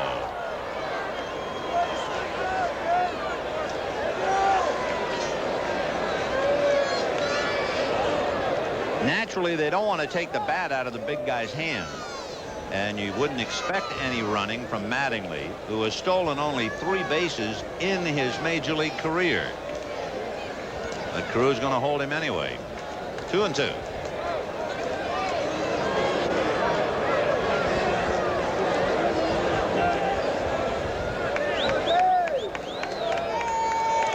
Waiting his turn on deck, Ron Hassey.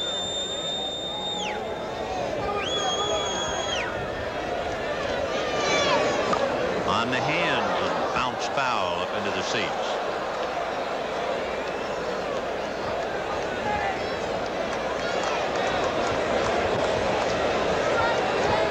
Two balls, 2 strikes, 1 out. 6th inning, 7-4 Yankees.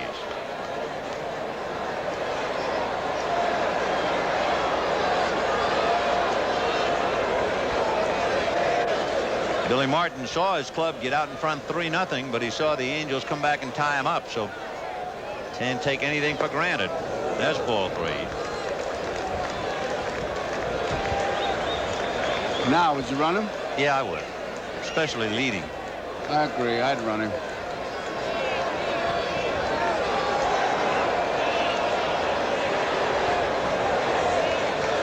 Winfield has struck out 75 times. That's less than Meacham. There he goes. Fouled away.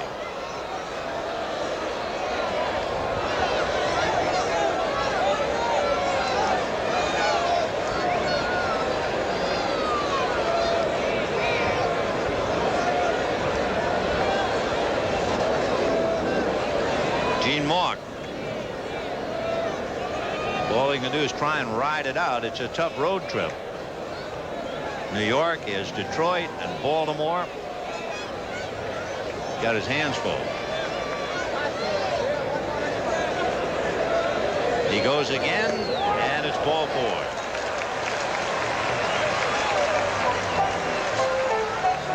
So 2 on, 1 out, and Ron Hassey coming up. Hassey singled to right, struck out, and walked.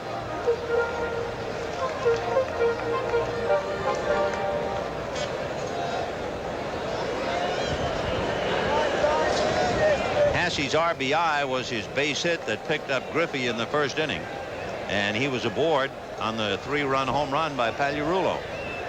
So he finds 2 on and promptly unloads. Gone.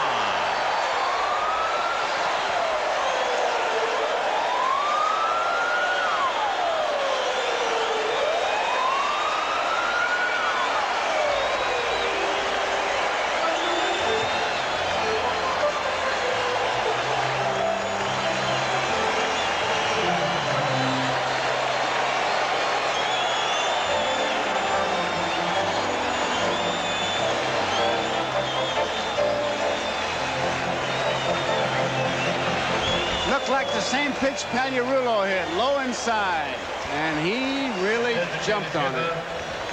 And for Gene Mauch, his staff has just been torn apart. A career high for Ron Hassey, and it is 10-4 Yankees. Number 1 in the American League in runs scored, and again relying on the familiar Bronx Bomber method, the home run. They've hit 3 today. 1-0.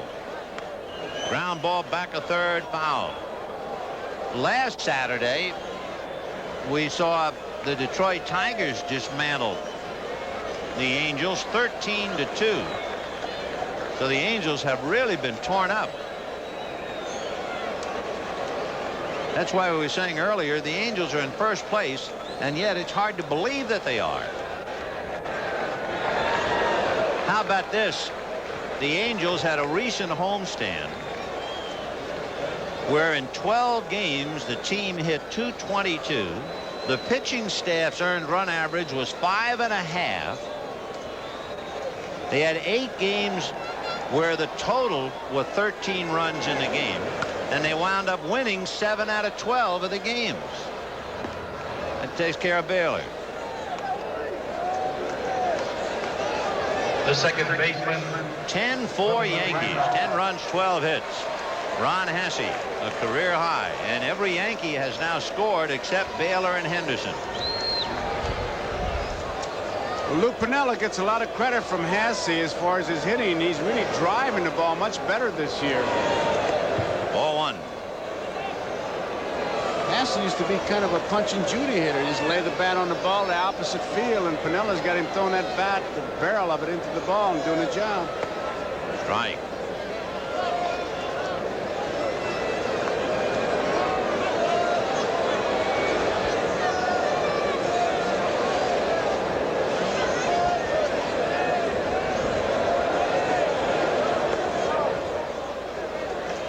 Look at that scorecard, Vin, and Hasse's got, what, 4 RBIs, Right. 2 runs scored. Right. Meacham's had a big day. The unexpected source. Yeah.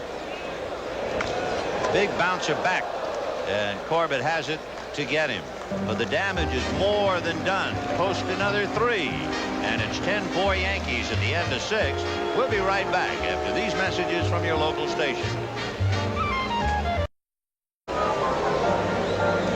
Billy Martin has made his move in left field. Dan Pasqua taking over for Ken Griffey. Griffey, while he was in there, had a walk, a single, a double, and lined out. Dave Righetti, working the 7th inning, will be pitching to Gary Pettis, followed by Dick Schofield and Brian Downing. The Angels scored twice in the 4th and twice in the 5th. Your attention, please. In direct contrast to the Yankees, who have scored in every inning but the 3rd. And in the 3rd, they had a 1-out double by Baylor and left him. Number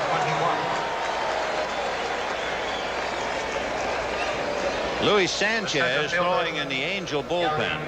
And now Pettis can go right-handed. As we told you, he is such a strikeout victim as a left-handed batter. 0-1.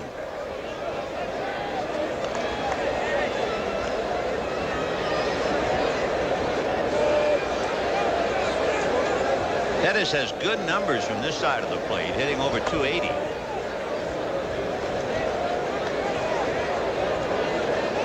Two balls and no strikes.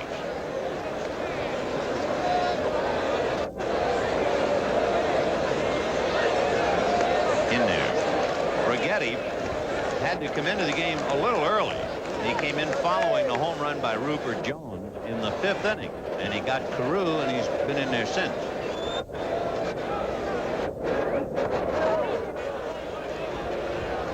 Three and 1.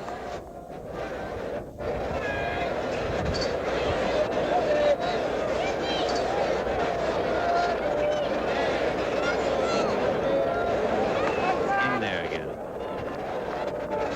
Not a bad fastball, huh? Sounds pretty fast, too.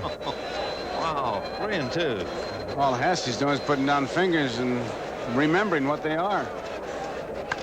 Fouled away upstairs. Still 3 and 2.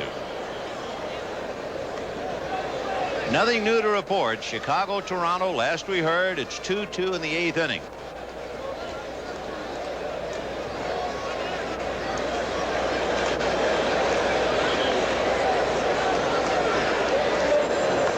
Fouled off.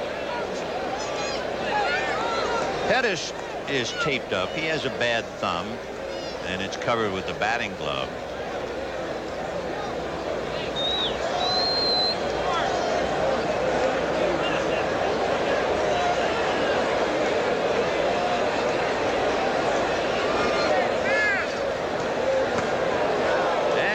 with him. And of course, for Righetti, that's the one thing he hates to do, leading by 6 runs, and you walk the first hitter opening up the inning.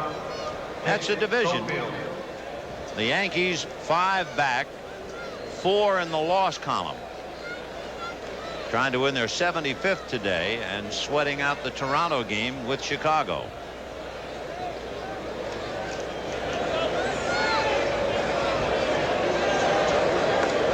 Ball 1.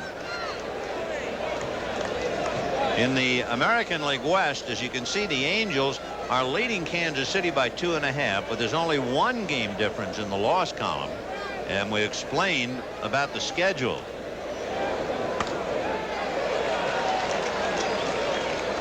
Now we get a report that Toronto scored a run in the bottom of the 8th inning.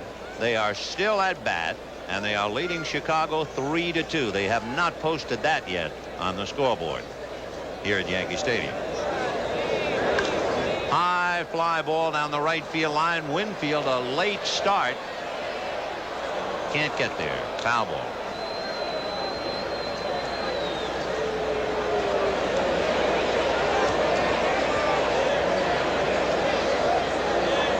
Well, now how hard he hits that wall. He kind of reaches over. Right there as he jammed it. He hit that harder than he wanted to. Need that left-handed jolt.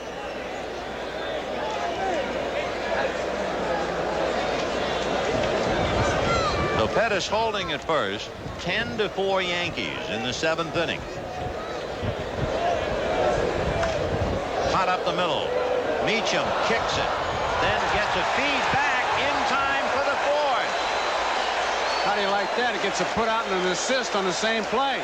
That's a nice usual routine 6-4-6-4 play. Wobbles it, gets it, and got him.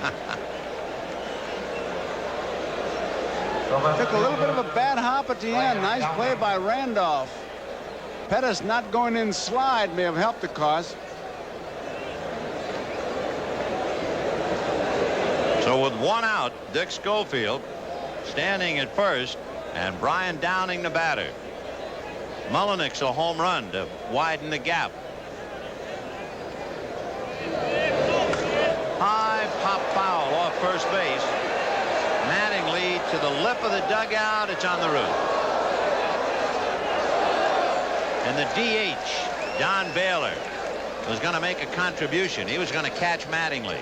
He was going to make sure the franchise wasn't going to get hurt. He's a designated catcher. Yes, sir. He was going to stand there and be a human wall. And that's what you should do. If you're in the game, you do that.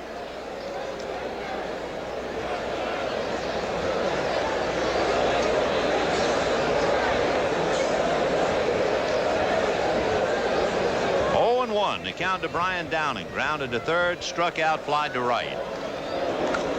Lined into right center, but Winfield dropped it.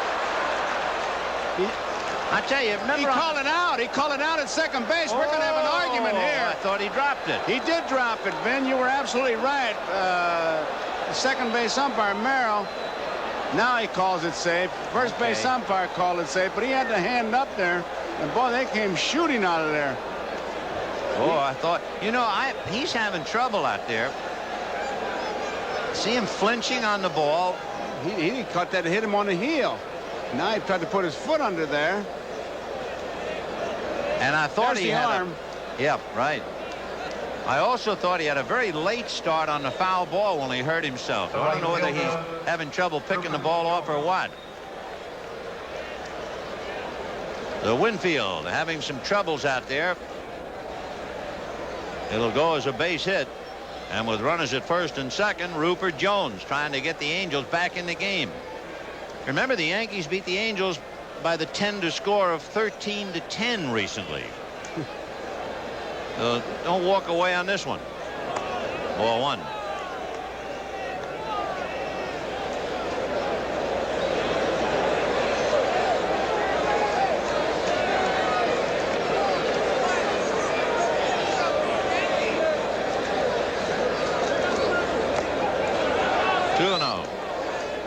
Juan Beniquez comes out on deck. He would bat for Rod Carew.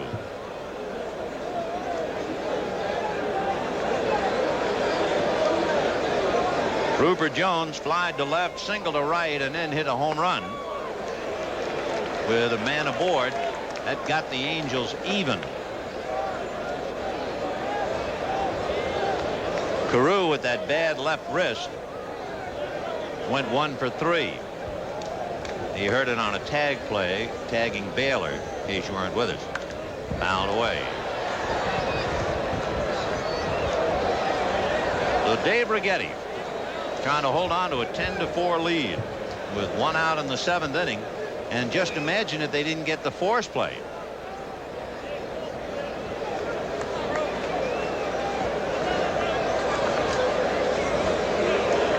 Two balls, 2 strikes. A game like this points out the importance of the fella who is now referred to as the setup man. Hold that other ball club till we score some runs, because you get a couple base runners on with the kind of power that either lineup has. You're right back in the game. 3-2. Big chopper. Mattingly starts to throw and then thinks better of it. So there'd be runners at second and third with 2 out. We'll be back, but let's go to New York. All right, Vin, you mentioned the scores. The Blue Jays have broken the 2-2 tie in Toronto with 3 runs in the 8th, 2 here on this home run by Rance Mullinax, his 10th of the year. It is 5-2 Blue Jays. Toronto still batting in the bottom of the 8th. Back across the river to Vin and Jim. All right, Bill, no tie-up today. You can go across rivers here in New York. Things are pretty peaceful. The Yankees leading the Angels 10-4, and the Angels' leading hitter, Juan Beniquez, sent up there by Gene Mauch, who's trying to get back in the game. You have runners at second and third. We mentioned earlier the Angels do not have a 300 hitter. The only team in the West. Ball 1. 10 runs, 12 hits for the Yankees, including 3 home runs and a couple of doubles. The Angels have a home run and a double.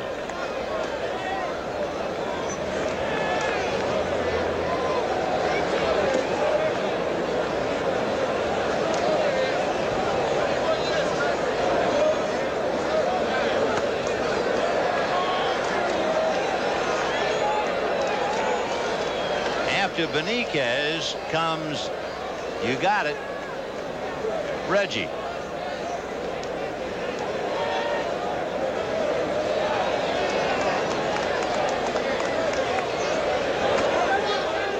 Three and 1.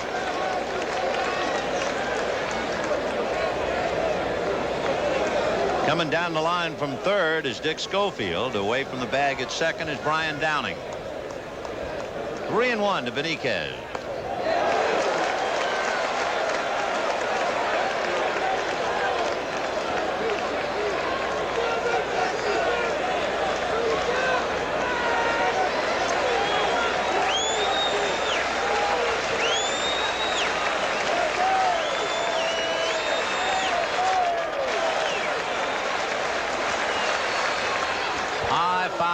Play.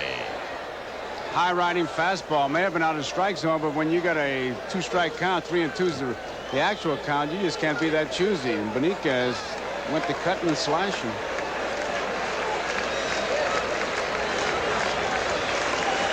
We're in the 7th inning. The Yankees 10, the Angels 4. Ball 4. They've loaded him up for Reggie Jackson. And we have another Righetti-Jackson confrontation. The designated hitter, Reggie Jackson.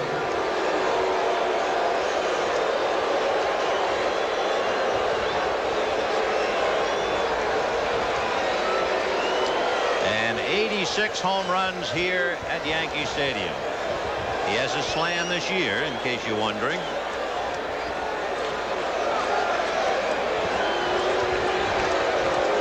Beniquez Downing and Schofield out on the line with 2 out.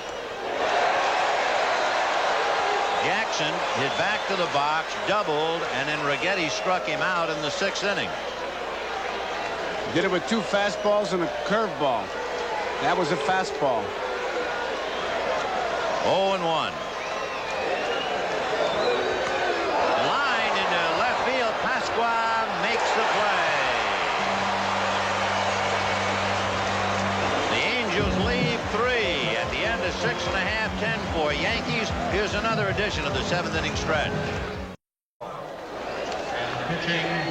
Luis Sanchez will become the 3rd Angel pitcher. It's been Ron Romanick, then Doug Corbett, and now Sanchez. A high ERA, so he's been a disappointment. And at first base, having batted for Rod Carew, Juan Beniquez. Beniquez has appeared defensively at every position this year except catcher and second base. He is also the Angels' top hitter, so he's really been quite a contributor to the club's success.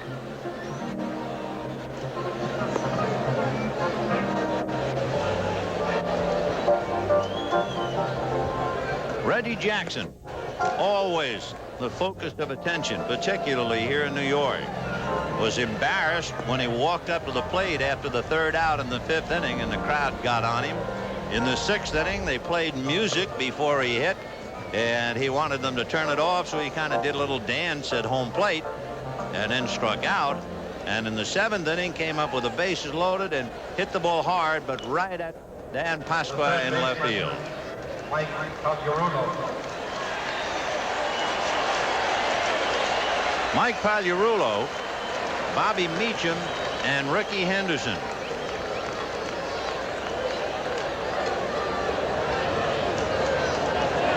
Pagliarulo grounded out, struck out, and then unloaded a 3-run home run in the 5th inning. It was in the bottom of the 5th, and it broke a 4-4 tie. It made it 7-4 Yankees.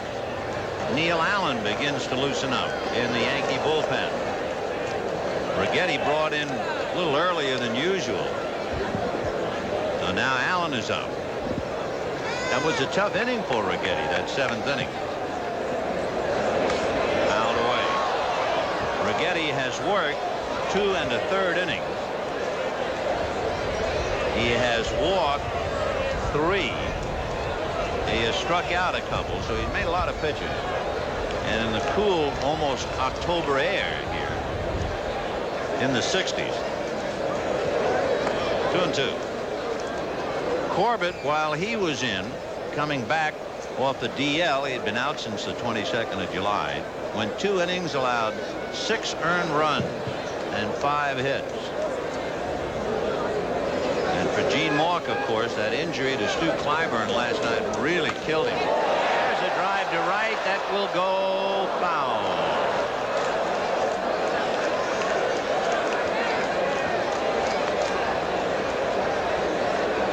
And you can see Toronto now sitting on top of a 6-2 lead in the top of the 9th inning. And they have just put it up on the scoreboard here, though the folks are not too happy about it. 3-2. This is game number 127 for the Yankees, so they'll have 35 left. That's ball 4. For the Angels, this is game number 129. They have 33 left. The shortstop, Bobby Meacham. It's going to come down to that head-and-head series. That's what it's going to come down to. Remember again, the Yankees have 7 left with Toronto, the last 3 in Toronto. California has 4 at the very end in Kansas City.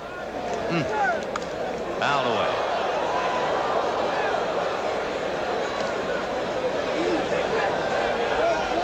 Of course, when you look at the scoreboard, depending on which side you are, you have your own line. Yankees are saying, well, okay, we didn't game, but we didn't lose either. We're hanging right there. And Toronto is saying, well, that's another day off the schedule, so they can't catch us if we keep winning.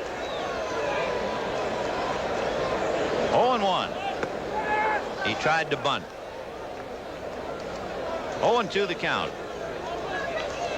Meacham having a big day with 2 singles and a home run, leads the major leagues in sacrifices. He has 17 of them. Had to be bunting for a base hit there. Yeah. Leading 10-4 in the 7th inning.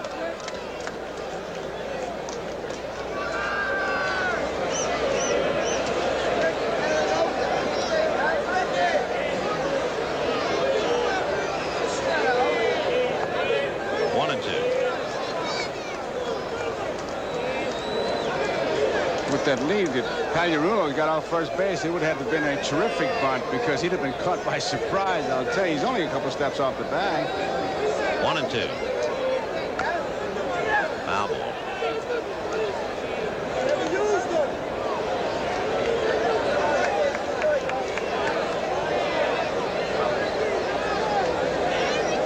One and two to Bobby Meacham.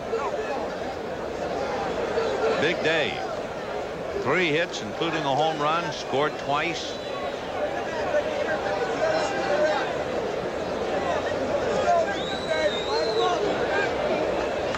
Fouled away.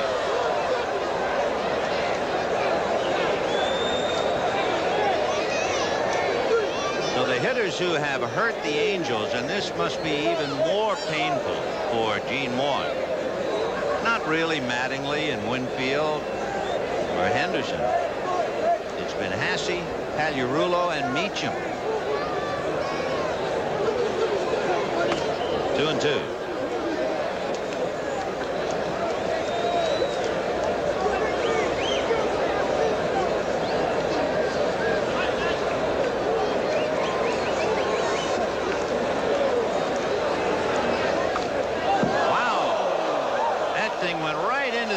Dugout, and they're lucky that someone wasn't hit by that one.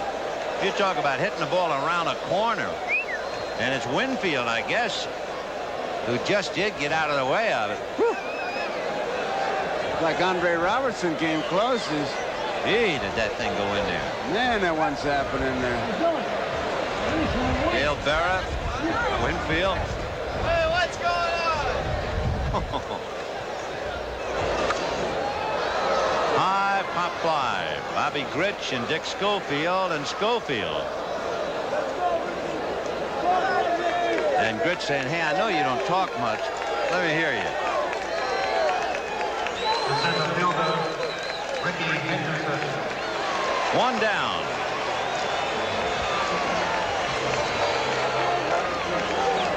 Here's Ricky Henderson, fly to center. Then had a scoring fly ball lined out to short and hit into a force play.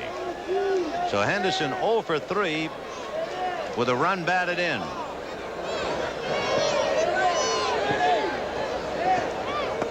Ball 1.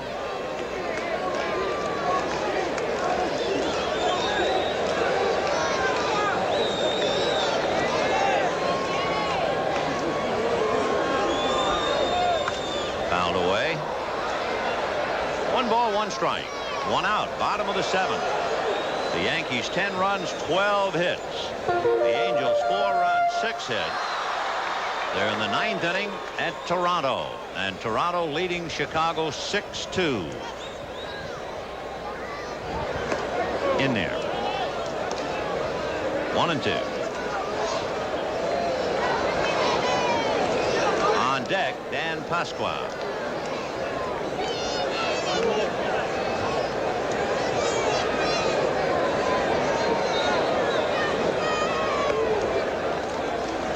Two and 2.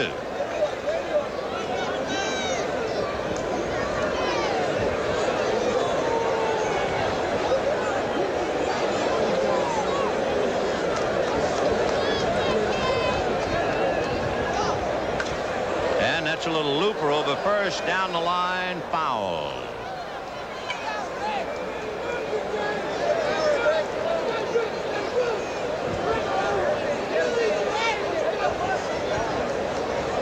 Home runs, a .335 batting average, and 59 runs batted in. What a leadoff man.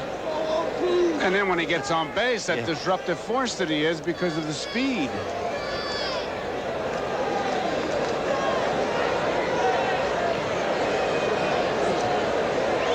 2-2 to Ricky.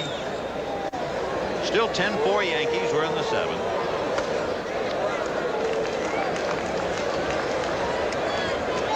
Nothing tougher than to be down like the Angels are by 6 and have your pitcher 3-2, 3-2, 3-2. And that's really what happened to Sanchez when he came in for McCaskill last week against Detroit.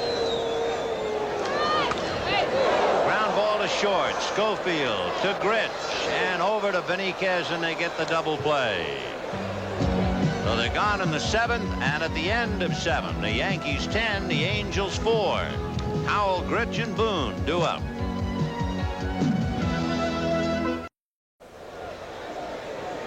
As you can see, Toronto defeated Chicago 6-2, and it is now official. The Yankees, meanwhile, trying to hold on to any part of a 10-4 lead. They would remain 5 back, and Neil Allen will pick up for Dave Righetti, who went 2 1/3 innings. Righetti did not allow a run. He walked 3, struck out 2, allowed 1 hit, and now it's up to Allen. Neil Allen, in the history books in New York, he's the 33rd player to play for both the Mets and the Yankees. He was with the Mets, you might remember, from 79 through 83. And here's Jack Howell. Struck out twice, grounded out. Howell, Grich, and Boone. High twisting foul off third and out of play. We want to particularly send along our best wishes for a speedy recovery to Bob Starr.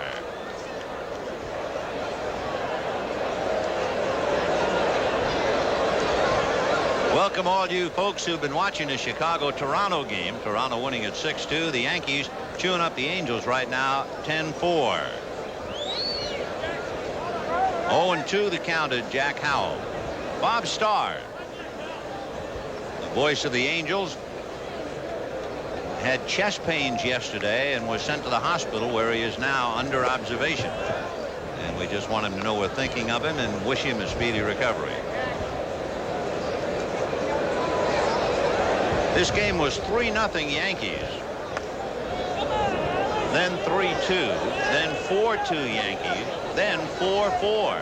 And then the Yankees broke it open with 3 in the 5th and 3 in the 6th. In there. So Neil Allen comes in to strike out Howell, and that'll bring up Bobby Grich. The second baseman, Bobby Next Grich. Saturday, NBC Sports continues its coverage of the '85 season. Red-hot Darryl Strawberry and the pennant-contending New York Mets battling Pedro Guerrero and the Dodgers in Los Angeles. And remember, the Dodgers just acquired Bill Madlock. I'll make that a little interesting. Coverage begins at 3 Eastern with Major League Baseball, an inside look. The tradition is here. The memories are waiting on the network of the 1985 League Championship Series. Neil Allen has always had good stuff. You saw that good overhand curveball. In St. Louis, he just could never get untracked. 1-1. Strike. Yeah, when I saw him, I said, "How are you?" He said, "Great." Now. Oh, he had a tough time in St. Louis. He tried to laugh his way through. He said, when they got me, I was supposed to make him forget about Suter. They traded Hernandez. He said, I was supposed to make him forget about Hernandez the way I pitched. They wanted to forget about me. Slow curveball. Oh, what a $1 million pitch. And Bobby Grich was just locked at the plate. Whoa. Oh, he can do that to you. He's got the good overhand curveball. Now watch Bobby Grich. All you can do is kind of quiver. You want to swing, oops, and then everything just kind of unfolds, and there's nothing you can do but head back to the bench. And with 2 down, the batter is Bob Boone. Right. So in the 8th inning, 10-4 Yankees, and Neil Allen trying to put this thing on the shelf. Breaking ball rolled wide to third. Pagliarulo got him. So an easy top of the 8th, and at the end of 7 1/2, the Yankees 10 and the Angels 4.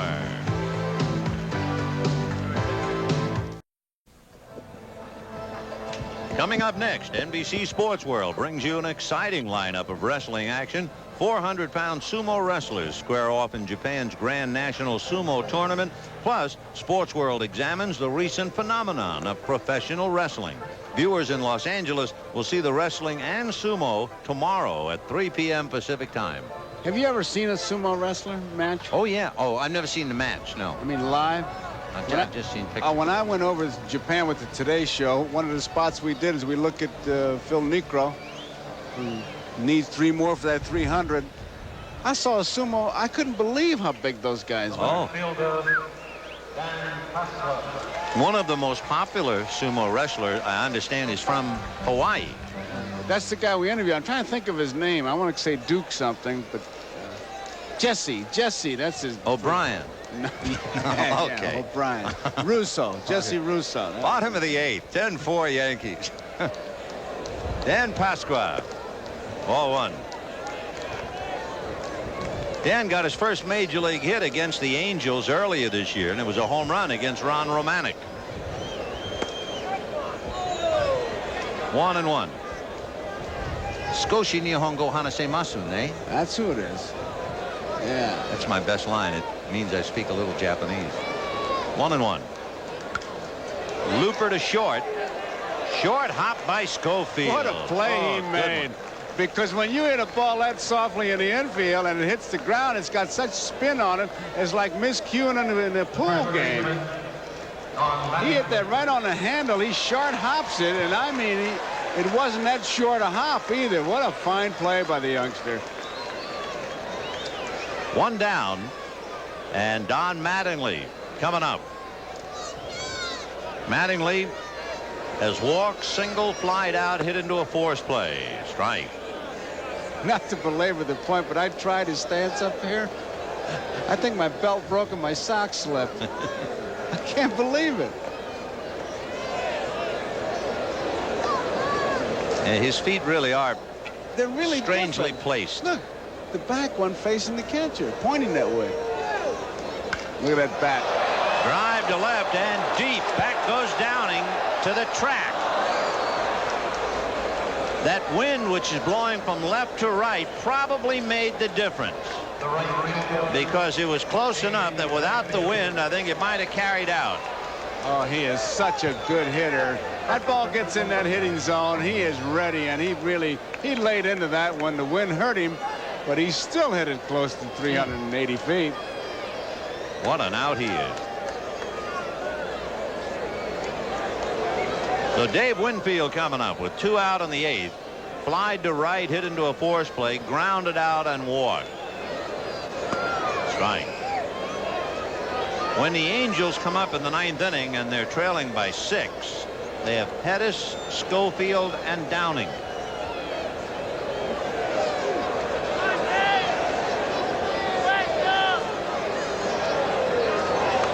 Fouled away. There's a case of guessing on a fastball so early you hit it at the end of the bat. He was way out in front of it. Cued it over there.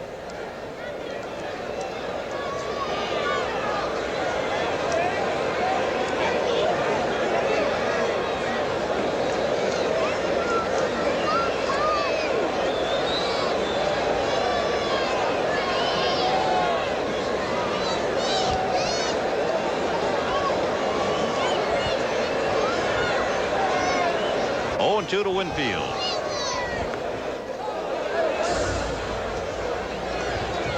Luis Sanchez, the 3rd Angel pitcher. Romanic, Corbett, and Sanchez.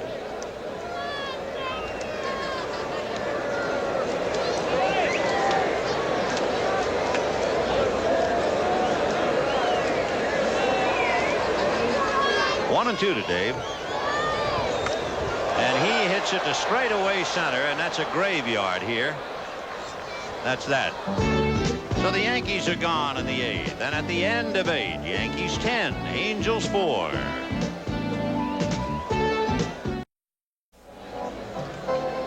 The Major League Baseball game of the week has been brought to you by light beer from Miller. Everything you always wanted in a beer, and less. By Ford, who invites you to drive the new Ford Escort. Have you driven a Ford lately? By Mutual of Omaha, people you can count on. And by Goodyear, makers of the great performing all-season radial Vector.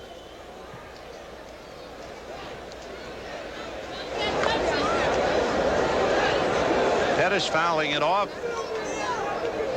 Back to Hacken left-handed. He struck out twice as a left-handed batter, walked as a right-handed batter, hitting .241.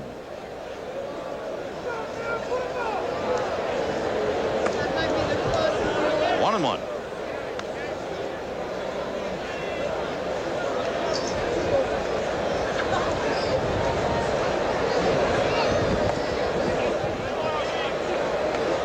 Two balls and one strike to count to Gary Pettis. We're in the 9th inning. The Yankees 10 runs, 12 hits, including 3 home runs. The Angels 4 runs, 6 hits, 1 home run. Rupert Jones with a man aboard. The Yankee home runs, Meacham with nobody on, and 3-run home runs by Mike Pagliarulo and Ron Hassey.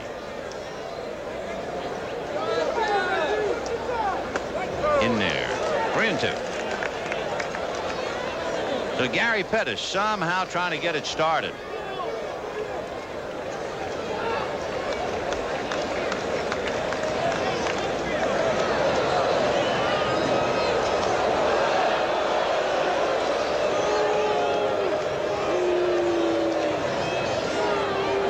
Toronto won. The Yankees trying to keep pace. They would then still trail by 5. Meanwhile, tonight, Kansas City is at Texas. Lee Brandt and Russell.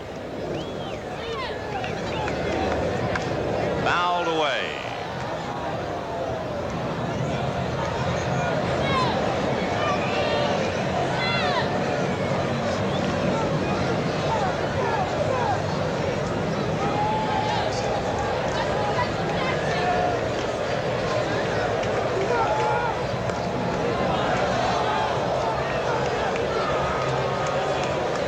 So Pettis walks, opening up matters in the 9th inning. The executive producer of NBC Sports is Michael Weissman. The coordinating producer for NBC Baseball, Harry Coyle. The telecast of today's game of the week, produced by George Finkel, directed by John Gonzalez. Pregame produced by Les Dennis. Pregame directed by Joe Michaels. Technical directors Lenny Stucker and Bruce Shapiro. Schofield is 1 for 3. Popped up, singled, hit into a force play. So Righetti walked the leadoff man Pettis in the 7th, and now Pettis walks in the 9th inning against Allen. The Angels down by 6.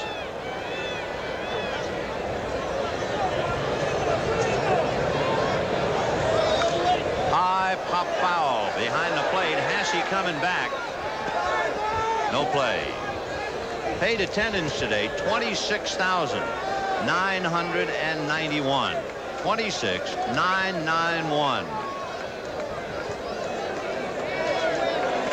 The Yankees at home have drawn over 1.6 million. Drawn over 2 million on the road, and they're just a couple of thousand below their average with the crowd today. Ball 2.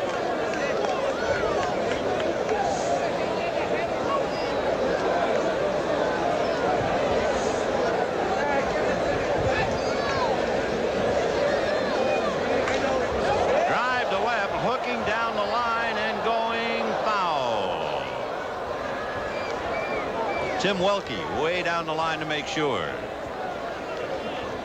Schofield has 8 home runs. Looks like he dropped his music on the way to the choir loft, but he can still hit the ball far. 2-2.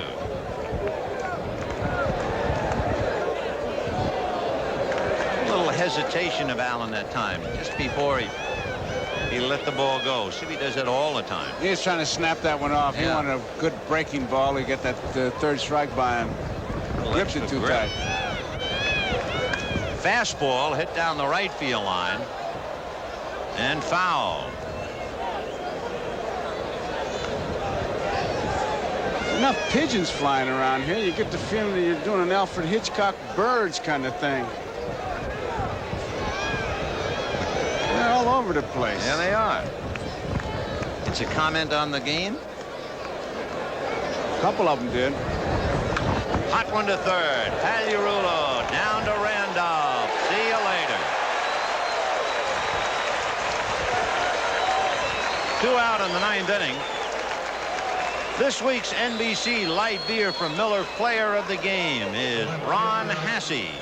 Light Beer from Miller is happy to present a check for $1,000 in the name of Ron Hassey to help fight multiple sclerosis. He had a big day. He had a walk, a single, a 3-run home run. He scored twice, drove in 4. Strike. So with 2 out in the 9th inning, here's Brian Downing. Grounded to third, struck out, flied to right, and singled.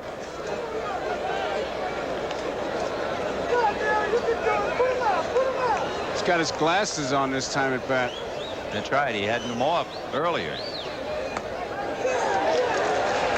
He might have had the contacts, and when the wind came up, it dries out the fluid and irritates the eyes, so he's gone back to the glasses. 1-2.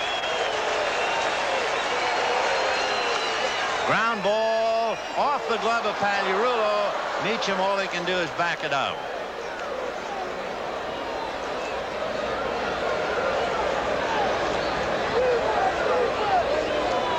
It'll be a base hit. I don't know why he didn't come up with it cleanly. It looked like it was just a big hop. Yeah. And it hit right in the middle of the glove, not on the heel. They gave him a base hit.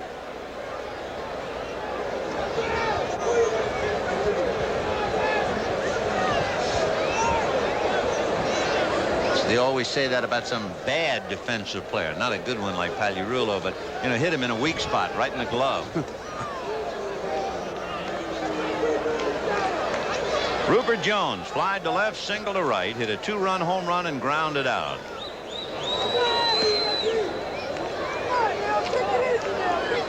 Two and 0.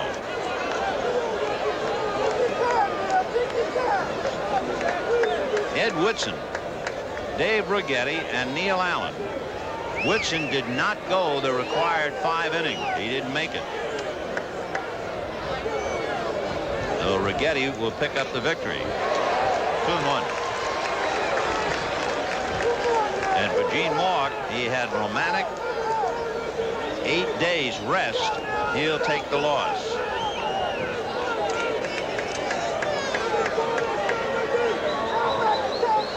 2-1 to count to Jones.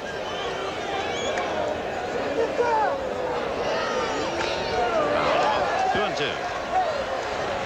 Down in the Yankee bullpen, just in case, Brian Fisher begins to loosen up.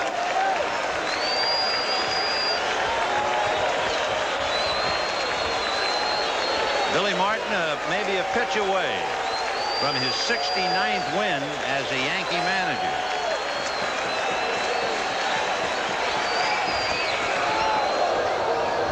Wants to get that curveball in it for a strike. He did it the last time. You could just see him almost choke it. Yeah, he really does I don't know if it can tip it off if you're the hitter or not, but up here you see it. Well, he's overthrown it, so he's choking it.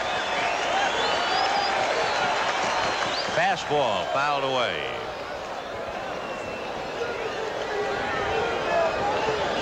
If the Yankees win this game, they're leading 10-4 with 2 out in the 9th inning, so that's pretty conservative. They will have won 75 games, 69 of them under Billy.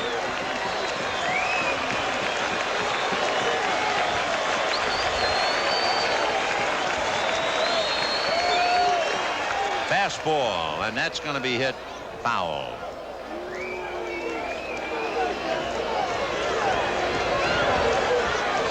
You mess around with a curveball now?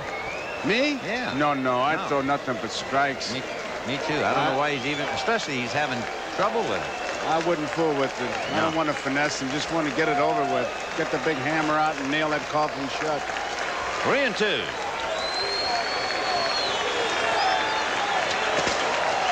And he threw the curveball.